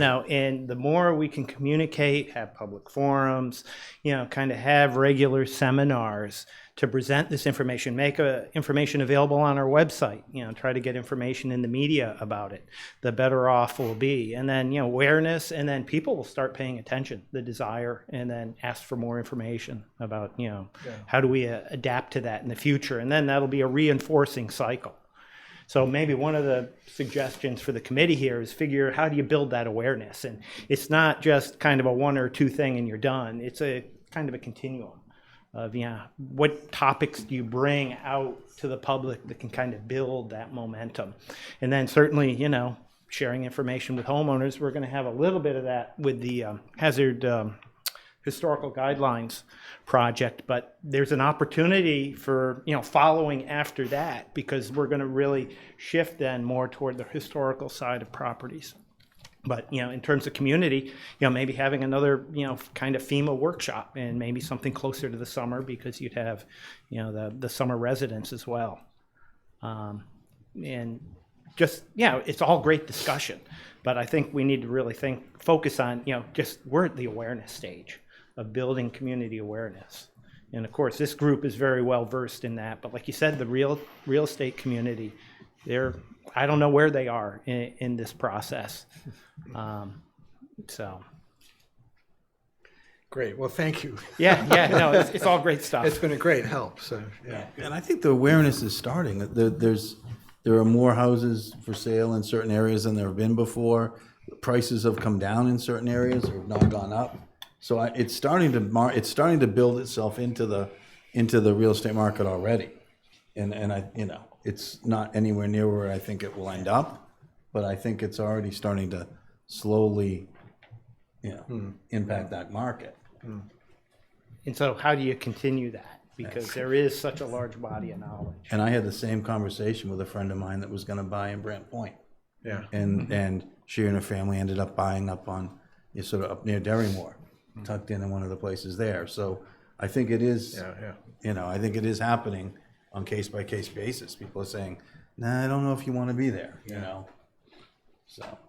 I mean, ideally, I think it happens organically through the community rather than being prescripted through the real estate commercial endeavors. They can put that in there, but it's a good point. How do you possibly do that? Yeah, but if they know something, they have to disclose it. It's going to be if they know that the building's in the pathway or in whatever, at some point those things are going to have to be disclosed as it becomes more of an issue on the island. And they're not going to, most of them for the most part are not going to put themselves into that sort of level of risk to not disclose. It's easier just to say, so. Well, that's where I think it's key to take some of the information about risk and get that published, so that it is available and when people are aware of it. Yeah, awareness is, I think, where you can actually have a big impact early on with this committee. So I know you're discussing all this, but I think there's something. I like the idea of some sort of a workshop in the summertime. I mean, on a very high level kind of discussion, but just see how much attention it captures if you start talking about resiliency, impact on whatever you want to call it. I'd be curious just to see how many people show up and what reaction you get. Holly, I don't know if you're involved, but I know the Nantucket Preservation Trust is planning another June symposium. So as far as the action grant for our historic guidelines, that symposium that the NPT is going to be doing is when our final set of guidelines is going to be revealed. So that's the end. And they've graciously allowed us to kind of, I guess, piggyback onto their symposium and continue that conversation that we started last year. We do have 2 public forums that will obviously be available to the public to get those guidelines started with the consultant. That will be, like I said, our kickoff is this week on Friday. Our first public forum is March 26th. And then our second forum is May 28th. Yes. And that's information that I can provide to you all. So you have it in writing. They'll obviously will be promoting that, getting the information out there. Because again, I think there is definitely a need for you all to be involved, to have that collaboration with our historic commissions, because this is important. But this is the starting point. Like I said, this is going to help get that information out there. We're going to have folks from, MEMA, FEMA, CZM, hopefully. These are our allies in this conversation. There's some folks on the Cape with the Cape Cod Commission who are very interested in this as well. So, again, we're being looked at as a forerunner in this whole resiliency component for our historic districts. So your grant and your activities are focused on the historic buildings or the historic district, one or the other. But I imagine once you produce a guideline, it can be applied to any building that might be at risk. So this is going to be specifically for our historic district areas, okay. Correct. So again, that's why, Vince, Chuck, and I have been working so closely on not only that first RFP for that consultant for that project, but also with this one for you all, because we want to make sure that obviously the data is correct, consistent, I should say, that they're using the same sources, but also that their outcomes, the strategies that come out of it, have a consistency as well. We don't want to have one project say, oh, this is what you should be adapting to, and this one saying something completely different. Right. That's been very important since the beginning of I guess, working on these RFPs. Yeah. And so just side note, Graham, we should be working in concert with our education effort with what they're producing. Exactly. So we avoid, well, we say you should do this, and they say you should do that. Yeah. Correct. Yeah. Yes, and I will say this, as much as I've been a little negative on this recommendation to the select board, I do see, and I've talked to Vince about this, the need of something being done now, as far as providing a clear set of, I guess, data, if you will, for outside engineers, whoever's going to be presenting to the town, whether it's the planning board, the select board, whoever, Concom, that they're using the same set of data across the board. The last thing we want to do is have that skewed, and if we kind of can establish that now based on data that we have, that will be a good moving forward point. And I see a role for the committee in the short term as, our mandate is the entire island. Your mandate is very specific to the historic district. We should be able to provide additional information that applies to the entire island that either builds off of what you have or complements it. I think that's a good focus for us. Correct. Absolutely. Comments from the committee or? Another idea I had just on outreach. Hang on, Gary. Matt's going to go ahead and then we'll come back to you. Real quick, was a lot of people want to select board meetings. And I think it's hard to probably get on. You can get on the agenda, but we don't want to be on the agenda. I don't think every month or whatever. But maybe if we did it once a month under select board comment and just had pictures and just talked about, here are the storm tide pathways, and put a picture up and showed it, and here's something else and put a picture up and showed it, and kept it short, kept it to 5 minutes or less, and just did it as informational. Maybe there's a way, because I know people will actually may pay attention to that. I know the pictures of the historical buildings and the sea level rise and the different levels. I think those were really well received. And so if there were other things like that could be presented on a sort of monthly basis, not overwhelming, but just, maybe that would be another way to get it out when we're thinking about it. I think the forums are great, but you get the same 30 people show up to the forums. The same people who care about it will show up again, and a couple new ones. You need to reach out to. We need to get out to everybody. Yeah. So. And I'd point out, almost all committees, all the committees we're talking about that have any regulatory authority have public comments. So. Yeah. It's not something that can be disallowed. You just get organized so that it's short, sweet, and come in. We'd want to do it cooperatively, not hijack. Yes. Right. Yeah. Yeah, but if we've got people on each board that can say, okay, and set it up, maybe it's, and so we could talk about it in future, but. So Gary, you wanted to come back with something? I just wanted to say that I don't want perfect to be the enemy of the good, even if it's a little step. Good point, We need Gary. to find a way to make sure that when planning board or conservation commission are being asked for approval, somebody at least thinks about, ask the question, have you folks thought about coastal resiliency strategies, et cetera? Yes. We just sort of get the thought going, some discussion going, even if it isn't perfect. And there's nothing to stop anyone on this board from going to a planning board meeting when they see a project that is in obvious danger and stepping up and speaking up and saying, I represent this board and I think you guys should look at this. Yeah. Just a comment, since The we, board asks, that the committee do ask that question, maybe that's just a little nudge that'll get those questions asked and perhaps prompt a discussion. I would just, may I add, just make the comment, since there's a representative here sitting here in the chair, that the Land Council has been very active in coming into planning board meetings, addressing issues, including environmental issues when things come up. So it's not as if there's no one talking about it, you know. And they've been very good at it. Cormac and Emily, and you know, just through the whole history, been very good at that. Thank you.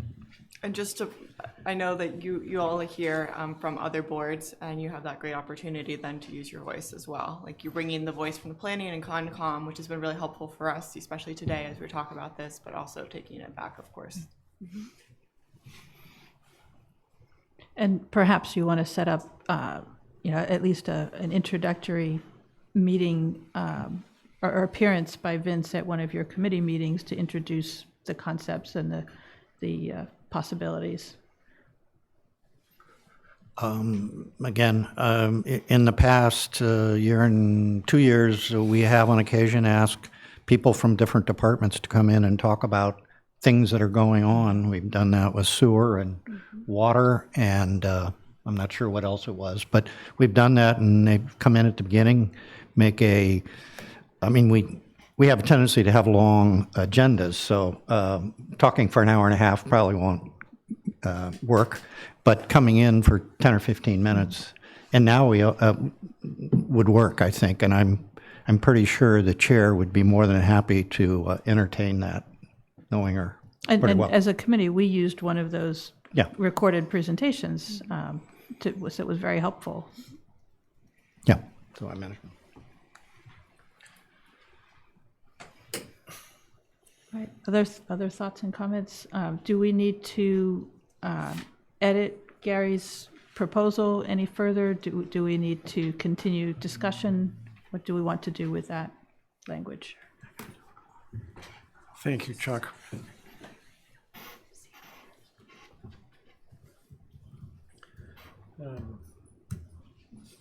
Well, I think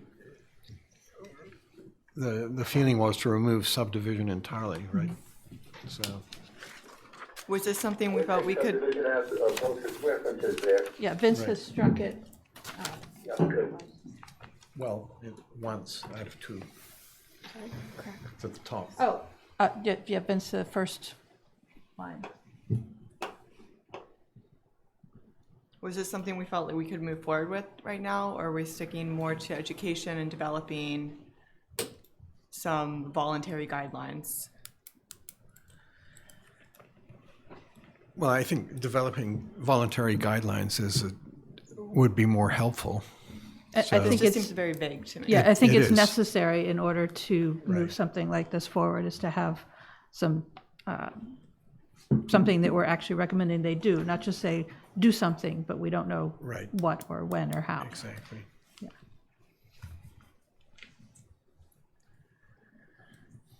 So perhaps that's something we need to work on and have formulated our next meeting. Our next meeting is in a week. Oh, is it really?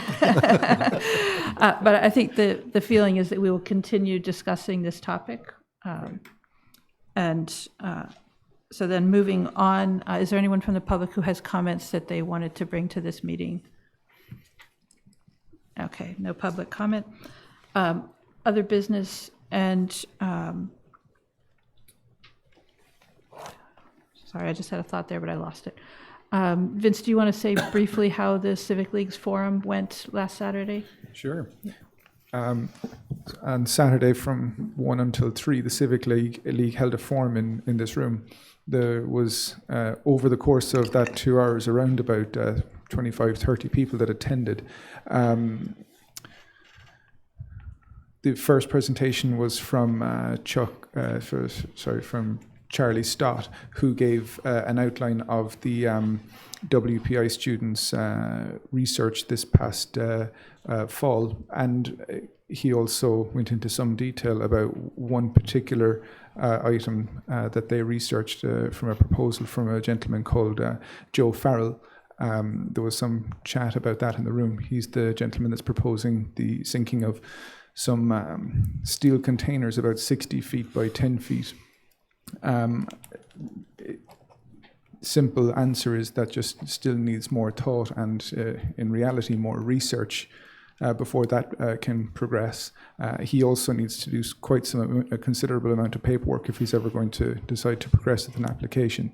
Then Jen Carberg and Sarah Boyce both gave a presentation. It was the same presentation that gave, I think, in October, or was it early November, to this committee. I gave the next presentation after that, and I was asked to outline how the town and this committee are responding to sea level rise and how we're dealing with flooding and all these resilience type issues. I can make that presentation available to this committee, but it's basically covering stuff that we already just do. And the forum was recorded and is available on the town's YouTube website, so we can see it there. So yeah, the whole 2-hour video is up. And if anyone wants, I can actually send a link to that as well. That's a very easy thing to do. Jeff Carlson gave a small talk on Chapter 91 and other wetland protection things, similar to what he gave on December 3rd here. And then it was open conversation. Sorry, I forgot. And Annie Metz. Annie Metz gave a great talk as well for about 10-15 minutes on her observations at 8 Ames. 8? Yeah, at her house, her property adjacent to Millie's Bridge. Then the conversation opened up and there was questions from the floor and we got some nice information there. All in all, it was a well-received talk. Everyone seemed to at least understand the issues at hand and understand that both the town and other organisations are looking at ways to address coastal resilience. And then Bill Greeter also had some interesting information about an agency that may provide funding. Yeah. They're looking at setting up a new... Yes, thank you very much, Annie. Conservation district. Not a new one, but re-establishing. Reviving, yes. Yes. I don't know the history of it as such, but it seems that it was in the early 2000s that organisation went under. Is that about right, Annie? Probably back in the 70s. Oh, okay. I thought he said it was around 2002. I think it was older, yeah. Okay. Either way, it's been defunct for quite some time. And they're looking at bringing it back. And the purpose of bringing it back would be to be able to get funding to do some planting projects and hopefully get some planting done at 8 Ames Avenue. And it would hopefully be something that would tie into what I'm currently working on with Jen Carberg, which is a planting on the dune right by Millie's Bridge. It's actually a Department of Agriculture program, right, originally?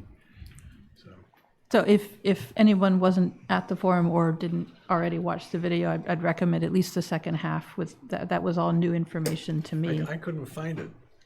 We'll send you a link. Yeah.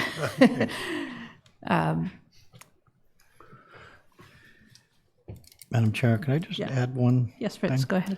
As I was thinking about what we might be able to do in terms of a recommendation that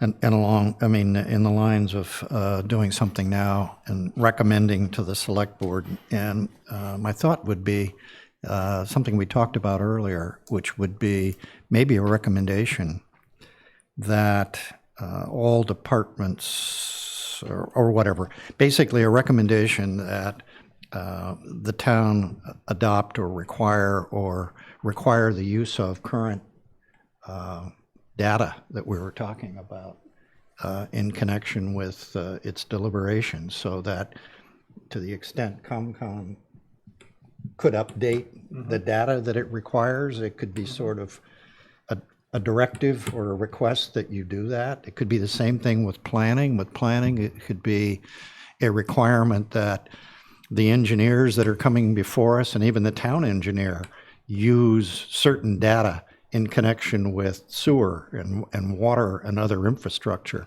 And it seems to me that that's something that is just a request to do something, a fact. It isn't a request to do something that takes a lot of discussion, or should we do it or shouldn't we do it or whatever. It's simply adopt X, Y, Z. And if there is something specific in terms of exact specificity, in terms of exactly what it is that we want them to adopt, that's something we might be able to do. Vince, do you think you could draft something specifically referencing the data that are in this report, and we could offer that to the select board as a recommendation that they could disseminate? Absolutely, and Yeah. if I could just work with Fritz just to Yeah. tie down some of that language, and as I think you might have made some notes, and then I will go through this just to grab a few bullet points and some key data Yeah. that could be used that way. Yes, no problem. That sounds great. Thank you, Fritz. Yeah, that's a better suggestion, because that gives something, instead of people go, well, what does that mean? Yeah. That puts some specificity on it. And if you say, 2050 and 2100, this is what so I don't know, something like that would make sense, but. Holly's going to come in. Well, no, I want on that note. So, what brought a conversation about that specifically is when there was a presentation in front of the select board regarding the L8, and the town's third-party engineer did an extensive review. I can't remember how many pages it was, but there was a section about coastal resiliency. And when I saw that, I actually took a snapshot of it and sent it to Vince, and I said, is this something that is in line with the data that we've been seeing with some reports, over the last couple of years? And that was really a kind of a light bulb for me to say, wait a minute, we're starting to work on these plans. We want to have that consistency across the board. That is something that you all can do to say, hey, select board, whenever we see, the town in general sees plans, this is the data that we've accepted moving forward. Because as we're all aware, that there can be some conflicting information once you get to projections farther out. And of course, that's been something that we've talked about internally, of making sure that these documents are consistent. So I'm happy to see that. Okay, I'm glad you didn't tell us we're all wrong. Was the data consistent? What numbers did they use? Got it right here. It's on page 24 of the Malone and McBroom report. Just taking, say, intermediate data to say Minus 0.24 to plus 0.35. Thank you, Ian. You're welcome. That's exactly it in a nutshell. No, I'm not asking what we're talking about. I'm asking, at the select board meeting, what data did the consultant use? Did he use that? Yeah. They use NOAA data, which okay. is this table 3. So we have that, Okay. and it's freely available for everyone now. Vince, do you think that's something that we will be able to review at the next meeting, or should we give you more than a hair's breadth of time to draft it? Keeping in mind Monday is a holiday. Monday is a holiday. Yeah, I'd say it'll take a little longer. Yeah, that's okay. So on that note, with Monday being the holiday, our next meeting is Tuesday at 10:45, returning to our normal schedule. That would be the third Tuesday of the month here in this room. And we're going to have to post that meeting in the next, less than 24 hours because of the holiday timeframe. So Vince and I will be setting the agenda. Does anyone on the committee want to offer topics for the agenda? We've kind of gotten through the big push on the RFP and on the Malone Room report, so we have space available for other ideas if anybody has something. You can also, you can't really take the time to email us because we're setting the agenda this afternoon. Okay, Vince and I will take care of it. And where is it gonna be here again? Here, yes. 10:45 on Tuesday. Oh, just one tiny announcement. I'm lucky enough to have had some conversations with Tom O'Shea from Trustees of Reservations. They have a site here, and he's agreed to come speak here on March 17th. So we'll have a speaker that day, and I'm hoping that we can get high attendance that day. And I think we'll have other on-island organizations attending as well, just out of interest. Will you be informing them of that opportunity? Yes, great. Okay, I'll take a motion to adjourn. So moved. Second. All those in favor, again, we should count off. Starting with Fritz. Aye. Fritz McClure, aye. Golding, aye. Matt Fee, aye. Mary Longacre, aye. Graham Durovich, aye. Peter Brace, aye. And Gary? Aye. Thank you. The motion is to adjourn, is unanimous. See you in a week. Thank you. Oh, you're welcome. So, and in fact, I was giving it by Lucy Dillon when she came over for dinner last month. But I already had a hard copy. So she said just pass it on. It's fascinating. Yeah, You know, it's astounding. You know, I had no idea that in Dubai they can't use desert sand for construction. They have to import all their sand for construction. So when they build those islands off of the coast, it's all imported? Well, no, for ferro cement. But the grains of sand have the wrong surface area. It helps get Peter going back to shower. Oh, I think I've signed it, haven't I? Matt, can I just talk to you for a second? Oh, okay, I guess I didn't. It's pink. Oh, I don't know. Real men use pink. Does that count? Does that say black? I don't know. You may need an extra one. Would you like? Yeah, okay. So I can't see if I guess I didn't sign this one. May I borrow your pen? Thanks, Fritz. Signed it multiple times. Yeah, maybe you spelled your name wrong last time. It's hard to keep all these aliases straight, you know what I mean? Every time I see my face on the most wanted poster in the post office. I always say, make sure that the name is legible, right? Yes, right. Some of these things. Oh, Yeah, yeah, yeah. you printed, good. Yeah.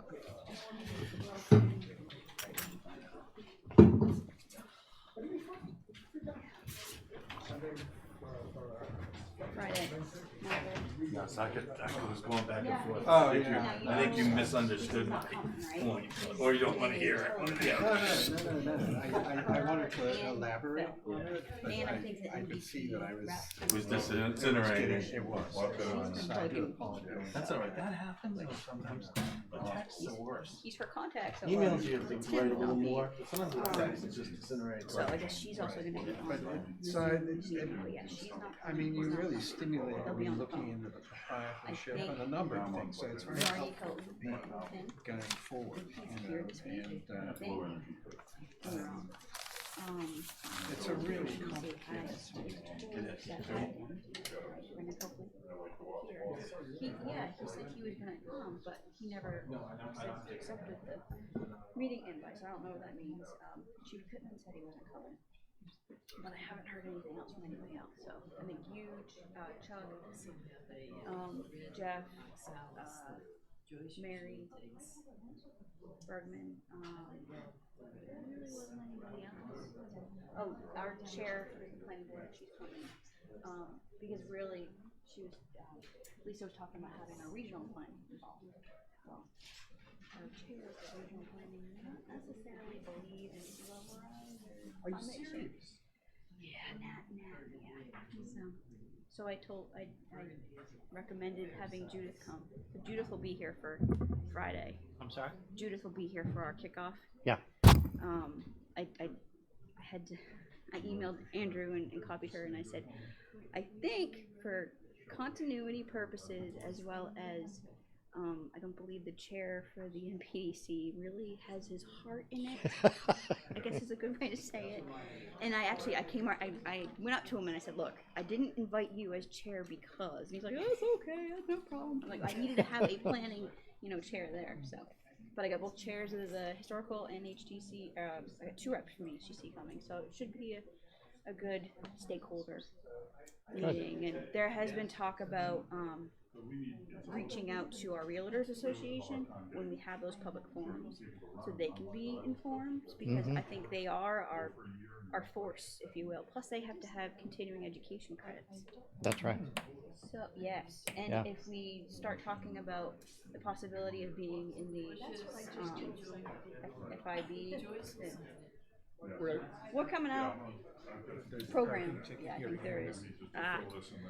Then that would be something good, you know. Just a question. I just heard last night that our transportation planner is leaving. Yeah, I heard that too. Oh, gee, that isn't general knowledge? Apparently not, no. I guess it's. Judith told me, and I went, oh, no, I found out on Monday. Hmm? I found out on Monday. So. Interesting. So there hasn't been any kind of like general discussion about what's going to happen, or seems to me like a perfect opportunity to see if we can change the direction of the.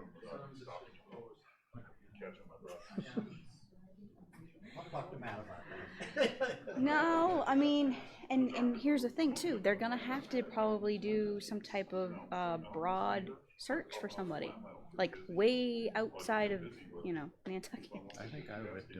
I mean, they found. I want to say they found him at a planning conference out west, originally. I guess I'm going to do everything I can. Maybe talk to Matt and a few other people and see if we can strongly suggest it shouldn't just be the transportation planner, that it should be a broader development, community development planning. Maybe, I don't know. I don't know how that works with, because part of his salary. Well, yeah, he has to do through the RPA. Yeah, so yeah. I don't know how that works. But. Yeah, I was just going to. Okay, Interesting. thank you. You're welcome. We'll get out of the room and then. Yeah.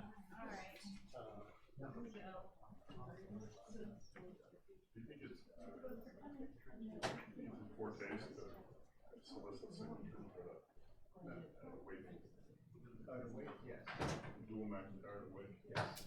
Even though he was highly civically minded. All right, thanks.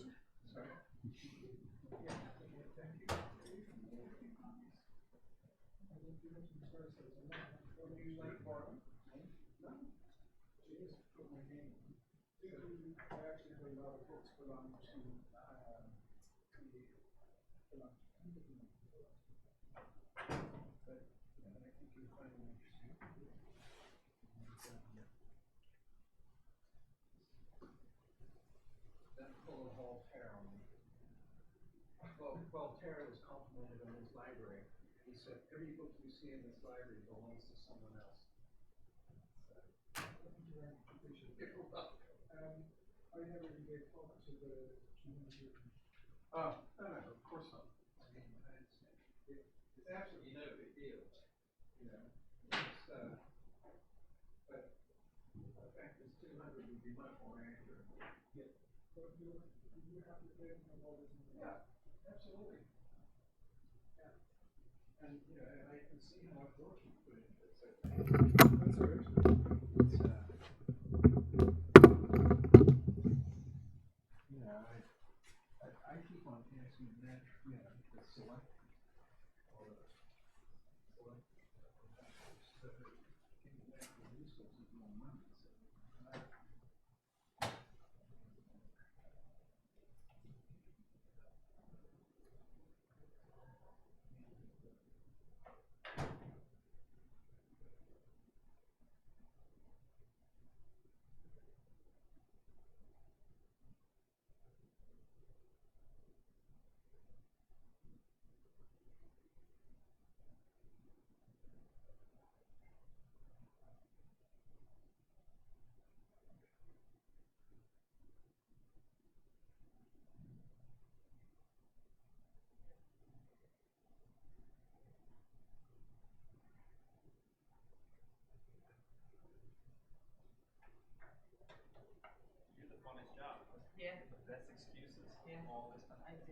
I don't have a physical ticket. I saw it online that I had one. My truck in the city, I had it for blocking a fire hydrant with a trailer, but I don't have a trailer for the motor. So is there a way to look it up?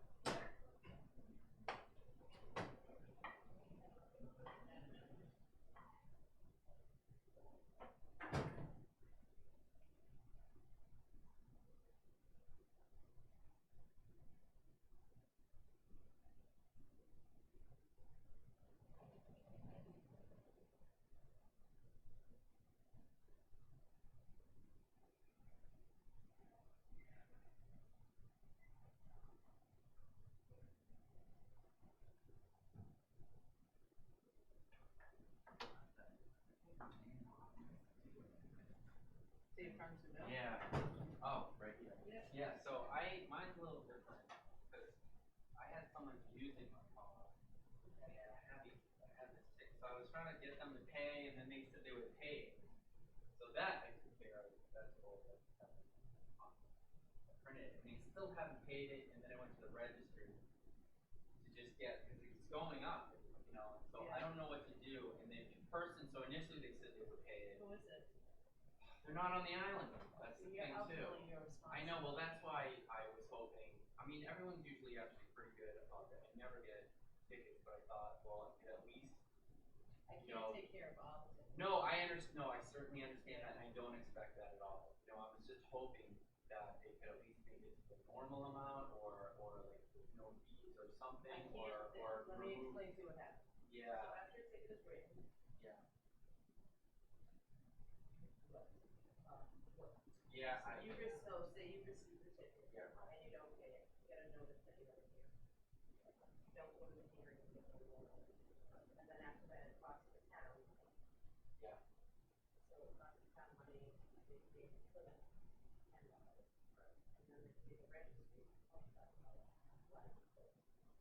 So I can't remove those fees because the town already paid them. Yeah. I can ask them. I can try to remove the whole thing, but I can't just remove it. Yeah, right. If that's possible, I mean, I work with the town always as a HCC, do like engineering service. But I can't do all of them because. Yeah, and I do know that the town, that's the other thing, like I know the town has to, which is kind of annoying, the town has to pay Plymouth, I think Plymouth owes Nantucket money or whatever, they have to split. No.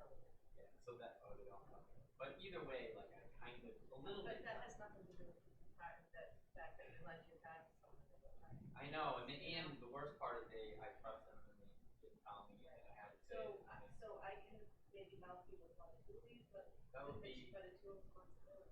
You know what I mean? I'm not. And I'm not preaching to you or anything else. Listen, I get it. You know, I certainly listen. I have for a job. I have to deal with accountability.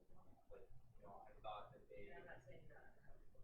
What I'm saying is that like, if I rent my car, I work in town. I had my car and I had my appointments car. When I drove this car to town and got tickets, eventually we broke up. I had to pay all those tickets, you know, I understand. He doesn't come in and say, I lent my car to someone to take care of it. Right. Listen, I was not happy. They said, you know, the problem, I'm even more annoyed, is not only did they get it, but they let them believe that they Who would is take the care of person? it. Well, they're not here. There was somebody from yeah, and they actually owed some money. So, I mean, I can call them, I don't know that they will. Yeah, if you could ask them, that would be. What's the license? Oh, the license would be, should be on it. That's it. 9FES70. Okay, so what's else with the kids, the young officers that are, if they are the town, would do their job. None of those things are my contestant. You know, I'm What just. is it you're contesting? Well, what I'm asking is, I'm hoping at least because the person, you know, I'm coming with in good faith. I would understood it that they would take care of it, and they did. You know, and you know, That's what I'm saying. That's not the town's responsibility. What's your? I'm gonna call them. What's your name? John. Yeah. It's 617-959-69. But you could maybe email. My phone's, I'm getting it fixed right now, so I'll have it back for the end. Yeah, it's just my name, JMCURRAN. But that would be, I mean. And I'm not trying to preach to you. I'm just saying, you know, it's. No, listen, I appreciate you doing your job, and so does everyone, you know, and, you know, I know, I don't even go down to town, especially with someone that I know. I mean, you can't go to, like, the HDC meetings. Do anything. And go to the town meetings and not feel like you're directly responsible for some kind of helping that along, you know? And then also, too, like, that you categorize, so if you, like,